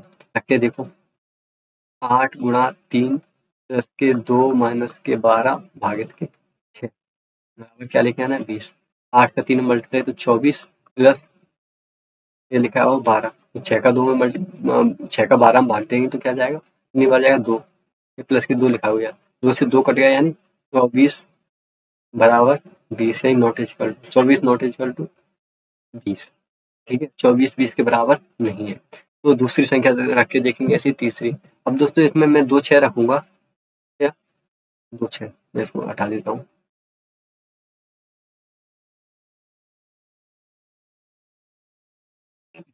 अब मैं इसकी जगह क्या रखता हूँ, 2 की जगह 6, 6 की जगह क्या रखता हूँ 2। ठीक है, तो 6 2 की जगह क्या आ गया 6 गुणा 3 प्लस के 8 माइनस के 12 और 6 की जगह 2 बराबर क्या 20। ये आना चाहिए। 6 का 3 में मल्टीप्लाई करेंगे तो 18 प्लस 2 का 12 में भाग देंगे तो ये जाएगा 6 बार। ठीक है, 8 में से 6 माइनस करेंगे तो 2, 18 प्लस 2 बराबर 20, यानी ये सिद्ध हो रहा है। ये ऑप्शन नंबर डी। दोस्तों ये क्वेश्चन आपको अब से जल्दी तब बनेंगे जब आप इन क्वेश्चनों में कम से कम 20 से 30 सवाल, 20 से 40 सवाल लगा लोगे। ठीक है, तो प्रैक्टिस करना इन क्वेश्चनों को, जिससे टाइम बचेगा। और दोस्तों निम्नलिखित समीकरण को सही बनाने के लिए किन दो संकेतों को परस्पर बदलना चाहिए। अब दोस्तों इसकी बात करें तो इसमें देखो क्या लिखा हुआ है, 10 प्लस 5 भागित 10 गुणा 8 माइनस के 10 बराबर क्या दिया हुआ है 16। ठीक है, ये दिया हुआ है। तो जब इसे अपन करेंगे तो इसमें पहले ये प्लस को भाग से बदल के देख लो, प्लस को भाग से बदल के देख लो। लेकिन इसको दोस्तों रखने से पहले एक बार रख के देख लिया करो, क्या है, क्योंकि डिवाइड जैसे प्लस की जगह भाग रख रहे हैं, यहाँ पे रखेंगे प्लस की जगह भाग, तो क्या वो संख्या कट रही है कि नहीं। ठीक है, यहाँ पे और यहाँ पे जैसे बाकी जगह प्लस हो जाएगा, तो पहला रख के देख लेते हैं, दूसरा रख के देखो। जैसे मैं दूसरा रखता हूँ, यहाँ पे मैं दूसरा रख रहा हूँ, क्या माइनस की जगह प्लस रख के देखा हूँ। ये दोस्तों आपको सभी रख के देखने पड़ेंगे, लेकिन अगर आपको फास्ट करना है तो इनमें से जब आप रिवीजन करोगे, कम से कम 20 से 40 प्रैक्टिस कर लोगे इन क्वेश्चनों की, तो आपको समझ आएगा कि जब भी आप साइन देखोगे तो साइन में आपको डिवाइड वाला साइन देख के कौन सी संख्या कहाँ से कट सकती है, तब आपको समझ आएगा। ठीक है, तो क्वेश्चन करोगे आप कम से कम 20 से 40, तो आपको ये अच्छी तरह समझ आ जाएगा। अभी मैं माइनस की जगह प्लस और प्लस की जगह माइनस रखा हूँ, तो 10 माइनस के 5 भागित के 10 गुणा 8 प्लस के 10 बराबर क्या आना चाहिए 16।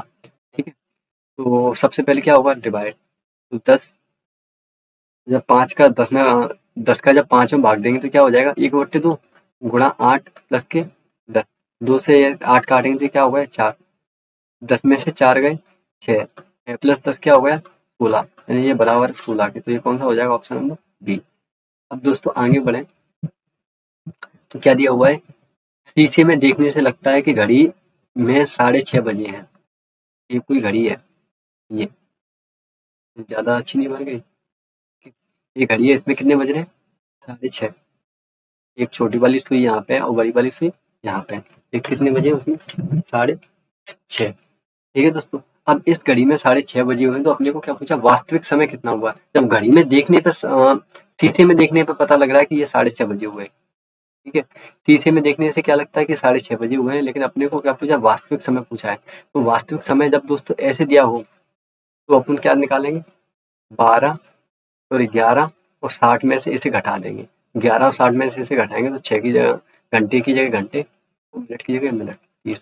11 में से 6 गए 5 और 60 में से 30 गए 30, तो वास्तविक समय कितना हुआ होगा 5:30। और अगर दोस्तों यही समय जैसे 22 और 40 दिया होता तो अपन किस में से घटाते 23 60 में से। ठीक है, अब दोस्तों क्वेश्चन नंबर 74 में दिया है 1 मिनट की सुई 33 सेकंड में कितना कोण बनाती है। दोस्तों 1 मिनट की सुई 1 घंटे में कितना कोण बनाती है, 1 घंटे में कितना कोण बनाती है 360 डिग्री। जब 1 घंटे में यानी 1 आवर। 1 घंटे में कितना कोण बनाती है? 360 डिग्री। तो जब 1 मिनट की बात की जाए, 1 मिनट में कितना बनाएगी? तो 1 मिनट में 1 घंटे में 60 मिनट होती है, ठीक है? तो 60 मिनट में जब वो 360 बना रही है, तो 1 मिनट में कितने डिग्री का कोण बनाएगी? 6 डिग्री का। 1 मिनट में कितने का कोण बनाएगी मिनट की? 6 डिग्री का, ठीक है? जब 1 मिनट में 6 डिग्री का बना रही है, तो 1 सेकंड में कितने का बनाएगी? तो 1 मिनट में 60 सेकंड होते हैं, ठीक है? 1 मिनट में 60 सेकंड होते हैं, तो 60 सेकंड में कितने का बना रही है? 6 का। तो जब इससे इसे काटेंगे, तो 1 सेकंड में 0.1 का बनाएगी, ठीक है? और अगर बात की जाए कितने का बनाएगी? 0.1 का। और अगर बात की जाए 33 सेकंड में कितने का बनाएगी? तो 33 सेकंड, 33 का इसमें मल्टीप्लाई हो जाएगा, तो 33 गुणा 0.1 यानी 3.3, ऑप्शन नंबर बी, ठीक है? अब दोस्तों क्वेश्चन नंबर 75 देखें, तो इसमें दिया हुआ है एक्स और वाई भाई है, एक्स और वाई भाई है, यानी मैं मेल के लिए प्लस के चिन्ह से बताऊंगा, मेल के लिए माइनस का चिन्ह बताऊंगा, और जब वो हस्बैंड वाइफ होंगे, हस्बैंड एंड वाइफ होंगे, कैसे बताऊंगा? इक्वल टू से, ठीक है? तो एक्स और वाई भाई है, आर वाई का पिता है, आर किसका पिता है? वाई का, ये प्लस में जाएगा। अब क्या बोला है? एस टी का भाई और एक्स का चाचा या मामा है। अब दोस्तों इसमें दो चीज आ गई, चाचा या मामा, तो मैं दो बना देता हूँ, एक्स प्लस वाई,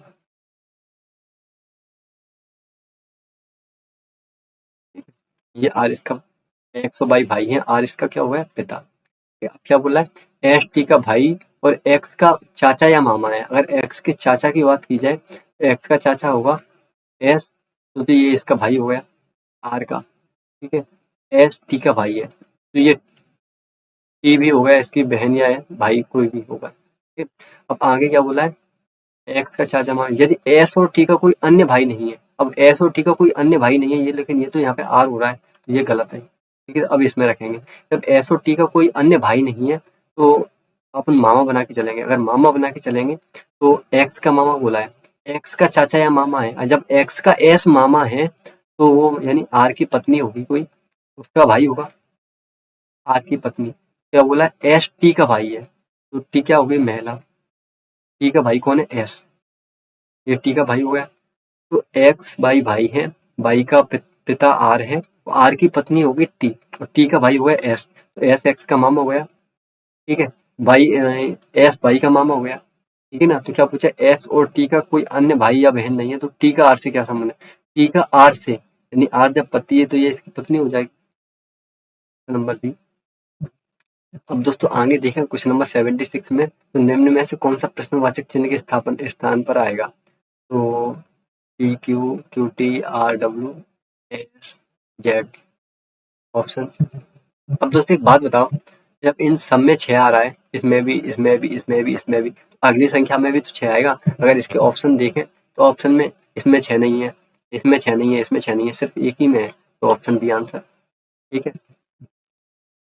आगे बढ़े तो, और अगर ऑप्शन नहीं देखते तो ऐसे करते थे, पी, पी के बाद क्यू, क्यू के बाद आर, आर के बाद एस, एस के बाद यहाँ पे आता है किससे स्टार्टिंग होती है? टी से, ठीक है?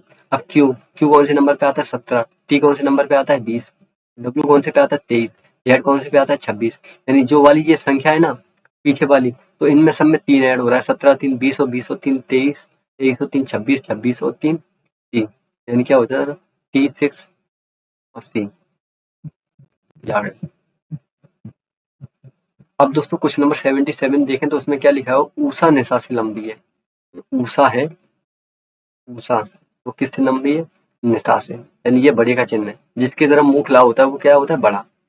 ऊषा निशा से लंबी है। आगे क्या बोला है? निशा आशा से लंबी है।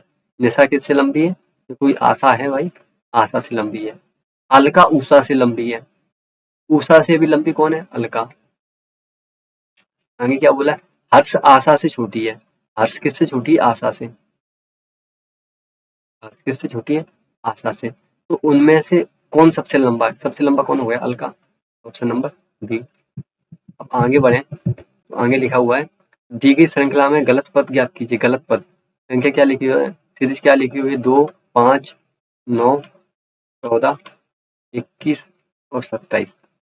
इनका अंतर देखें तो इसमें 3 ऐड हो रहा है, इसमें 4 ऐड हो रहा है, इसमें 5 ऐड हो रहा है, इसमें 7 ऐड हो रहा है, इसमें कितना हो रहा है 7।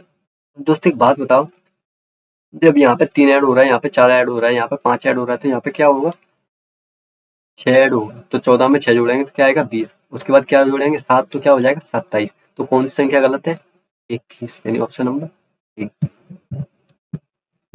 अब क्वेश्चन नंबर 79 देखें तो उसमें क्या बोला है, दिए गए विकल्पों में से वह शब्द चुनिए जो दिए गए शब्द अक्षरों का प्रयोग करके नहीं बनाया जा सकता। अब दोस्तों ये कैलकुलेशन को लिखा है, CALCULATION। कैलकुलेशन शब्द का प्रयोग करके कौन सा शब्द बनाया जा सकता है, मतलब इसके लेटर्स को प्रयोग करके, एक्शन, ACTION, ये बनाया जा सकता है। क्या पूछा, बनाया नहीं जा सकता। नेशन, NATION,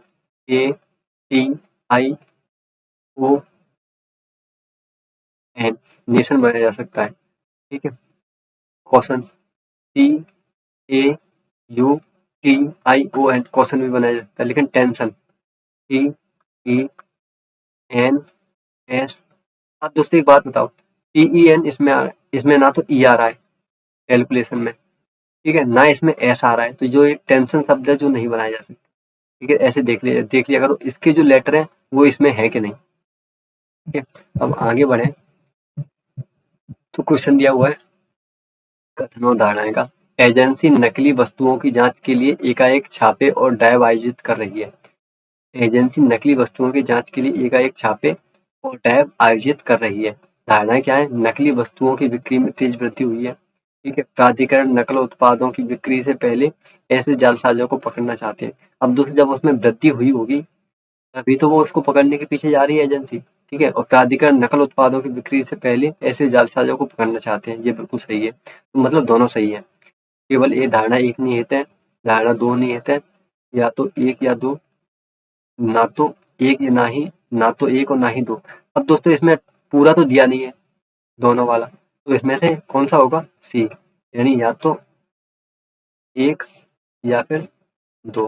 कोई दिक्कत होगी, मतलब जो उसकी बिक्री है ना नकली वस्तुओं की बिक्री में, या तो वृद्धि हुई होगी या फिर नकल साझों को वो पहले ही पकड़नी चाहती है एजेंसी नकल करने से। अब दोस्तों दिया हुआ है दर्पण को नीचे दी गई आकृति के दाईं ओर रखने पर बनने वाले प्रतिबिंब का चयन कीजिए। क्या लिखा है, BAUCL3 1। अब इसके जब दाईं तरफ यहाँ पर रखेंगे दर्पण को ऐसे करके ऐसे, तो क्या बनेगा, ये एक तो ऐसे करके ऐसे बन जाएगा, ठीक है, 3 ऐसे बनेगा, L कैसे बनेगा, L ऐसे बनेगा, तो ऐसे करके कौन सा है, 1, 3 L, तो ऐसे तो सभी है।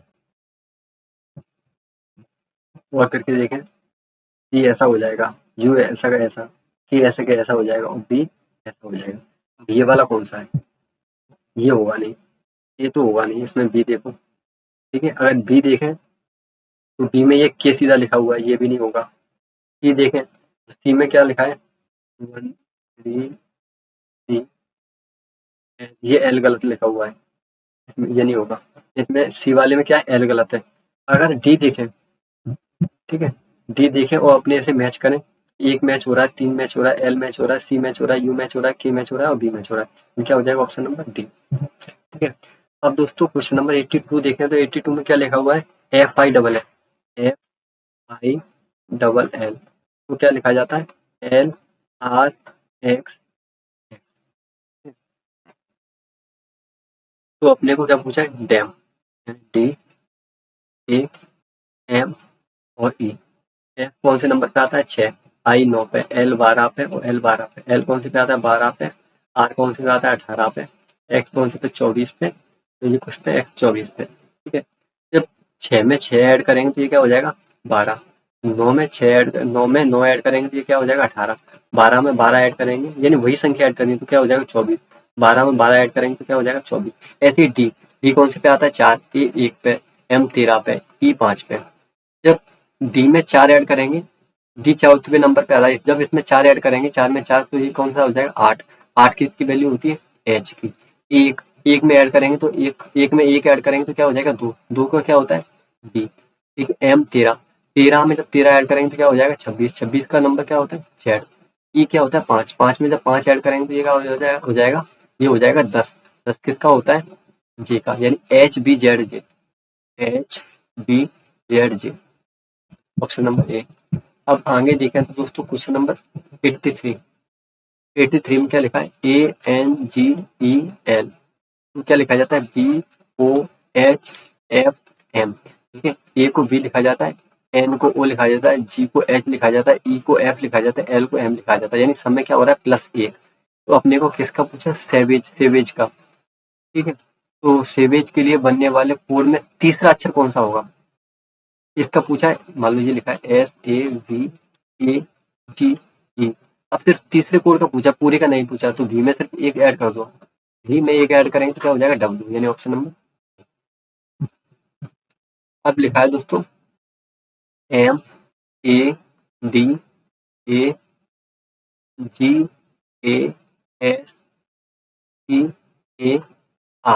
इसकी वैल्यू कितनी दी हुई है, इसकी दी हुई है 47। एम की कितनी दी हुई है 47। ए की कितनी दी हुई है 27। ठीक है। डी की 87। ये कितने नंबर है 1 2 3 4 5 6 7 8 9 10। 1 2 3 4 5 6 7 8 9 10। तो सुनो हो जाए रेंज। अब सुनो एम की वैल्यू कितनी दी हुई है उसमें 4। ए की वैल्यू कितनी दी हुई है 7। डी की वैल्यू कितनी दी हुई है 2। ए की वैल्यू कितनी दी हुई है 7। जी की कितनी 8। ए की कितनी 7। ठीक है। एस की कितनी 9। ई की कितनी 6। और ए की कितनी 7। और आर की कितनी 0। आपने को क्या बनाया मद्रास। मद्रास को क्या लिखा जाएगा, मद्रास का एम का कितना दिया हुआ है 4। ए का कितना दिया हुआ है 7। डी का कितना दिया हुआ है 2। आर का कितना दिया हुआ है ओ सॉरी 0। ई का कितना दिया हुआ है 7। और एस का कितना दिया हुआ है 9। यानी 47 20 79। 47 20 79 यानी ऑप्शन नंबर सी। अब आगे बढ़े तो दोस्तों क्या लिखा हुआ है DOC। DOC। DOC को क्या लिखा है V। अब V का नंबर क्या है 22। तो ये DOC से V कैसे बन सकता है, जैसे मान लो डी को लिखेंगे 4, ओ को लिखो 15 और सी को लिखो 3। 15 4 19 और 3 22। ये ऐड हो रहा है इसका। तो अगर कैट का निकालें तो कैट का क्या हो जाएगा CAT। ठीक है। कैट सी का 3, ए 1 और टी कौन से पे 20 पे। तो सबका ऐड कितना हो जाएगा 24। 24 किसकी वैल्यू होती है एक्स की, यानी ऑप्शन नंबर डी। दोस्तों आगे बढ़े तो क्वेश्चन नंबर 86 में बोल रहा है 6 अंकों की वह सबसे बड़ी संख्या ज्ञात कीजिए जो 25 35 42 व 75 से विभाज्य हो। 25 35 42 व 75 से विभाज्य हो। अब दोस्तों जब इन सबसे विभाज्य है तो वो संख्या अगर इसके फैक्टर करें 35 के तो 5 गुना 7, यानी वो संख्या में 7 से भाग जा रहा होगा इन चारों में से एक में। ठीक है। 75 का देखें तो 25 गुना 3 यानी 25 से भाग जा रहा होगा उस संख्या में। 5 गुना 5 ये तो 25 में आ ही गया। 42 14 गुना 3। ठीक है। 3 से भी भाग जा रहा होगा। अब अपन एक काम करते हैं पहले 25 से देखते हैं 25 से किस में जा रहा है। तो 25 से 56 में जाएगा नहीं जाएगा, क्योंकि जब 25 से किसी संख्या में भाग जाता है तो वो संख्या या तो पीछे 0 0 होता है या फिर उसकी जो अंतिम दो संख्याएं होती हैं उसमें 25 से भाग जाता है। इसमें डी में नहीं जाएगा। 99 99 80 इसमें भी नहीं जाएगा, क्योंकि इसमें 25 से पीछे की दो संख्याओं 25 से भाग नहीं जा रहा है। 40 इसमें भी नहीं जाएगा, पीछे ये लिखा है दो संख्याएं इसमें चला जाएगा 25 से। तो पूरा करके क्यों देखना है, अगर 25 से मान लो डिवाइड हो जाता दो संख्याओं में तो फिर अपन 7 से करके देखते हैं। ये नहीं है कि तुम पूरे का पूरा डिवाइड करने बैठ गए हो, वो नहीं करना, ये तब तक तो पूरा एग्जाम खत्म हो जाएगा। क्या बोला है, यदि एक संख्या 25 और एचसीएम 5 एलसीएम 405 है तो दूसरी संख्या ज्ञात कीजिए। तो दोस्तों एक फॉर्मूला होता है पहली संख्या गुणा दूसरी संख्या बराबर एलसीएम गुणा एचसीएम। ठीक है। अब पहली संख्या क्या दिया हुई है 25, दूसरी संख्या निकालनी है तो उसको x मान लेते हैं। एलसीएम क्या दिया हुआ है 405। एचसीएफ क्या दिया हुआ है 5। 25 से इसे काटेंगे तो 5 का 5 एक बार जाएगा, 5 में 25 5 बार जाएगा, ये एक बार। ठीक है। 5 से इसे काटेंगे तो 5 8 40, 5 एकम 5 यानी x बराबर क्या आ गया? Option number D. अब दोस्तों क्वेश्चन नंबर 88 देखें तो क्वेश्चन नंबर 88 में लिखा हुआ है ये 300 मीटर की एक लंबाई वाली 2 रेलगाड़ियां क्रमशः 60 किलोमीटर घंटा और 102 किलोमीटर घंटा की गति वाली एक दूसरे के विपरीत दिशा में चल रही है। विपरीत दिशा में, जब दोस्तों ये विपरीत दिशा हो गई और ये क्या हो गई? समान दिशा। ठीक है, तो जब समान दिशा में होती है तो अपन क्या करते हैं? उनकी चाल को घटाते हैं, क्या करते हैं? माइनस। जब विपरीत दिशा में होती है तो उनकी चाल को क्या करते हैं? ऐड। ठीक है, इतना समझ में आया? एक रेलगाड़ी की यदि 300 मीटर की लंबाई वाली 2 रेलगाड़ियां, जब एक रेलगाड़ी की लंबाई 300 मीटर है तो 2 रेलगाड़ी की लंबाई कितनी होगी? 300 300 यानी 600। ये दोनों की लंबाई होगी। अब क्या बोला है? 60 किलोमीटर घंटा और 102 किलोमीटर घंटा की गति वाली एक दूसरे को विपरीत दिशा में चल रही है। जिस समय वे एक दूसरे को पार करती हैं तो उसके बारे में गणना कीजिए। क्या बोला है? जिस समय वे एक दूसरे को पूरी तरह से पार करती हैं उसके बारे में गणना कीजिए। यानी ये पूछा है कितने समय वो एक दूसरे को पार कर लेंगे। ठीक है, तो इनको जब इनकी चाल को ऐड करेंगे तो 102 प्लस 60 यानी ये क्या हो जाएगा? 600 बट्टे 162। अब दोस्तों ये किलोमीटर घंटे में और ये क्या दिया हुआ है? 600 दिया हुआ है मीटर में। ये क्या दिया हुआ है? 162 किलोमीटर घंटे में। जब इसको मीटर में बदल देंगे तो 5/18 से मल्टीप्लाई करेंगे। अब 5/18 से मल्टीप्लाई करेंगे तो ये 18 चला जाएगा ऊपर। ये क्या होगा? ये कहाँ पहुंच जाएगा? ऊपर। 18 नंबर 162। ठीक है, 5 से इसे काटेंगे तो ये कितनी बार जाएगा? 5 एकम 5 5 2 10 यानी 120 बार। 9 से जब इसे काटेंगे तो 9 एकम 9 बचा कितना? 30 यानी 9 का जब 30 में भाग देंगे 9 3 27 फिर से 30 यानी 13.3 करके कुछ आएगा। यानी ऑप्शन नंबर ए। ठीक है, अब आगे बढ़े तो क्वेश्चन नंबर 89 में। क्वेश्चन नंबर 89 में क्या दिया हुआ है? यदि त्रिभुज यदि कोण ए ओ बी बराबर 20 डिग्री यानी ए ओ बी ये दिया हुआ है क्या? 20 डिग्री। ठीक है, तो पी ओ क्यू का मान पूछा है, ये वाला पी ओ क्यू। ठीक है, अब दोस्तों मानो एक चीज लिखी है इसमें, दिए गए निम्नलिखित में ओ पी ओ ए पर लंब है। जब ओ ए पर लंब क्या है? ओ ए पर लंब क्या है? O P. तो ये 90 डिग्री होगा। जब लंब अगर इसी रेखा पर डलता है तो वो 90 डिग्री बन जाता है। तो 90 डिग्री में से 20 डिग्री ये है तो ये कौन सा डिग्री हो जाएगी? 70 डिग्री हो जाएगी। इतना समझ में आ गया आपको? ठीक है, अब एक बात बताओ, ये 90 डिग्री हो गया। आगे क्या लिखा है? ओ क्यू ओ बी पर लंब है। तो ओ क्यू है ना, ये वाला ओ क्यू लंब किस पे? ओ पी पे, ओ बी पे सॉरी। जब ये इस पे लंब है ओ क्यू ओ बी पर लंब है। ठीक है, तो ये भी 90 डिग्री बनेगा और 90 डिग्री में से जब ये 70 हो गया तो ये क्या बचा? 20। यानी तो पीओ क्यू का मान कितना हो जाएगा? 20 डिग्री। ठीक है, आगे बढ़े तो दोस्तों ये क्वेश्चन लिखा हुआ है 2 गुणा 3 की घात कितनी है? 3 और 4 गुणा 9 की घात 2। क्या पूछा है? ये 6 के ऊपर घात कितनी आएगी? तो एक काम करते हैं, 3 का जब 2 में मल्टीप्लाई करेंगे ये कितना हो जाएगा? 6 की घात 3। ठीक है, अब 4 का 9 में मल्टीप्लाई करेंगे तो ये क्या हो जाएगा? 36। 36 की घात 2 गुणा 27। 27 को एक काम करते हैं ऐसे लिख सकते हैं 3 की घात 3। 3 का 3 में करेंगे 9, 9 का 3 में करेंगे तो 27। ठीक है, तो इसको 2 की घात 3 ऐसे लिख सकते हैं ना, और घात 2। यहाँ तक समझ आया? अब आगे बढ़ो, ये 6 की घात 3 लिखी। अच्छा एक बात बताओ, इसे भी तो लिख सकते हैं 6 की घात,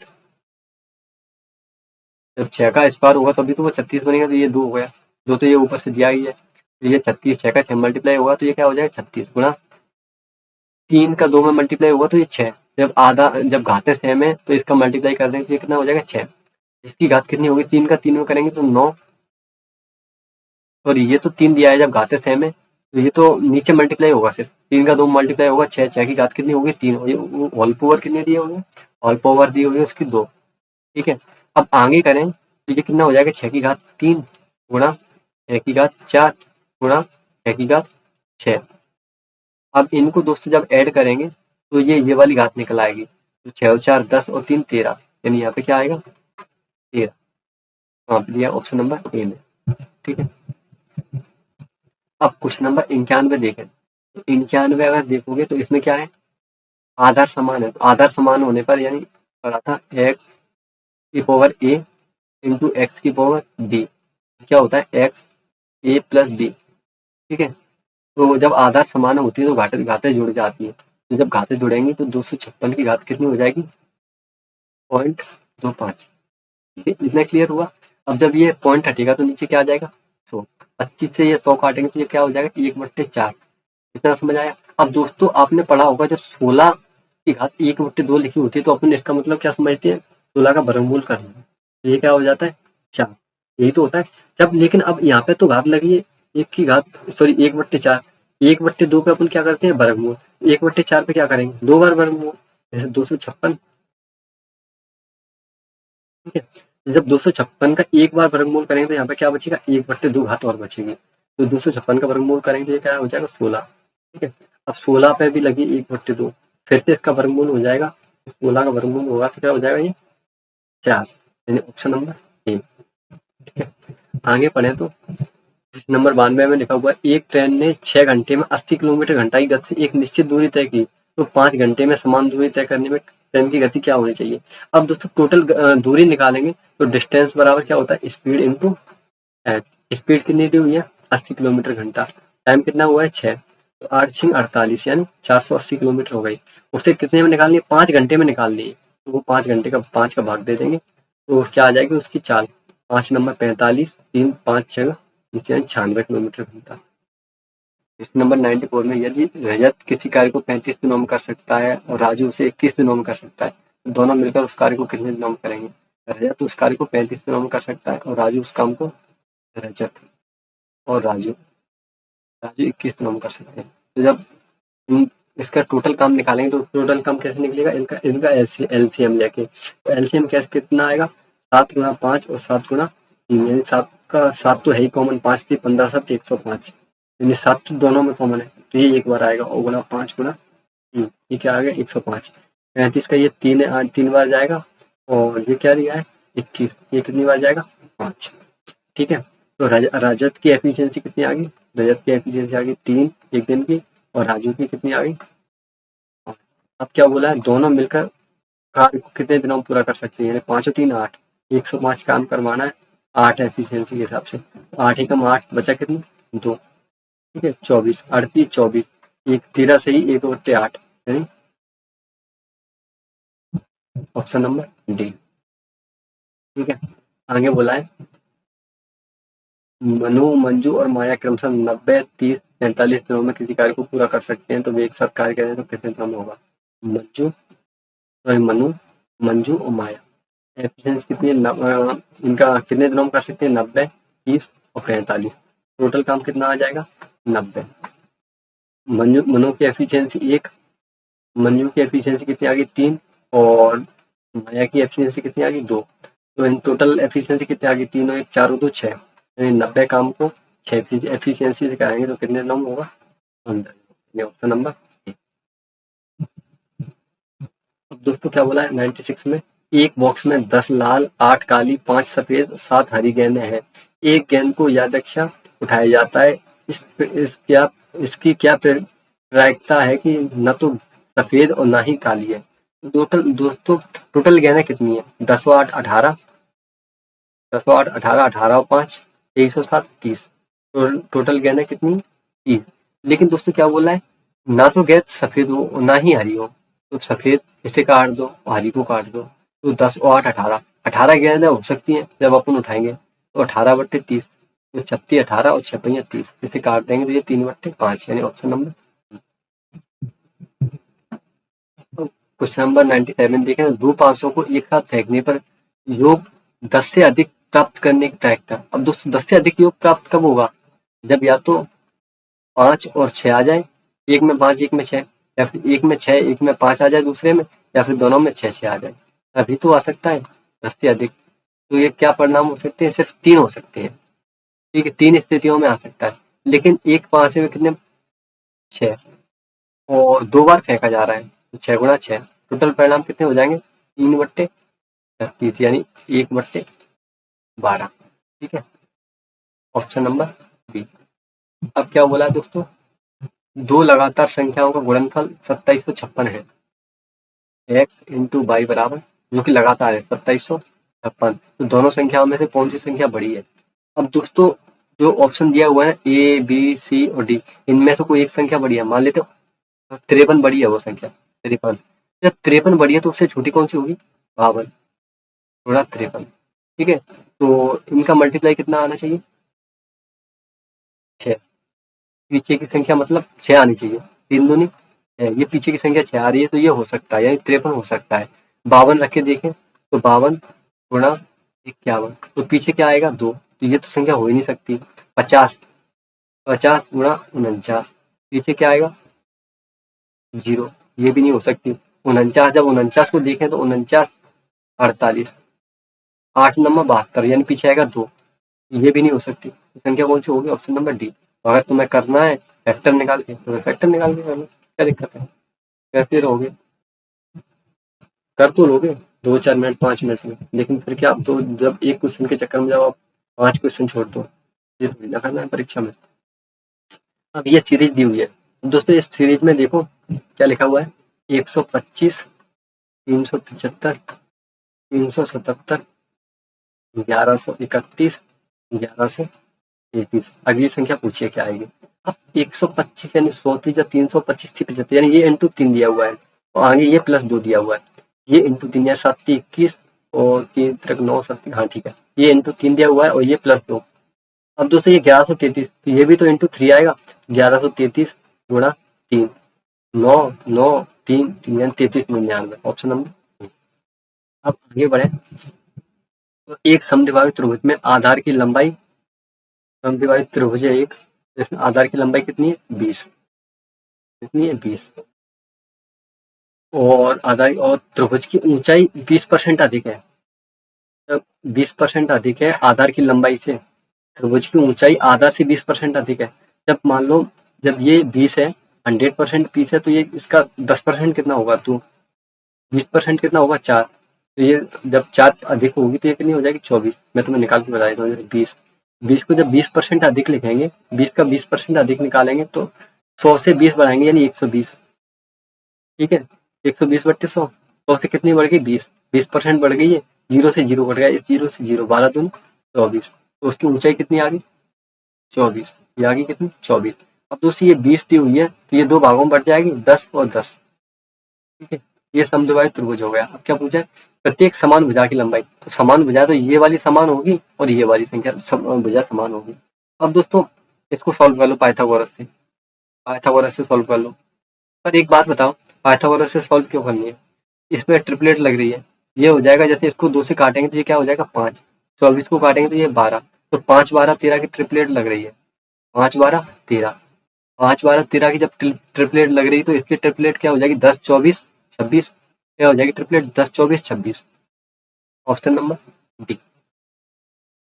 तो दोस्तों इस तरह एमपी पुलिस के अपने पहला पेपर यानी 1 सितंबर का पहली शिफ्ट देखी, 1 सितंबर की पहली शिफ्ट देखी। कमेंट में जरूर बताइएगा वीडियो कैसी लगी और ये आपके लिए हेल्पफुल है या नहीं। ठीक है, हमारा ये कदम आपके लिए कैसा रहेगा? ठीक है? दोस्तों मिलते हैं अगली क्लास में।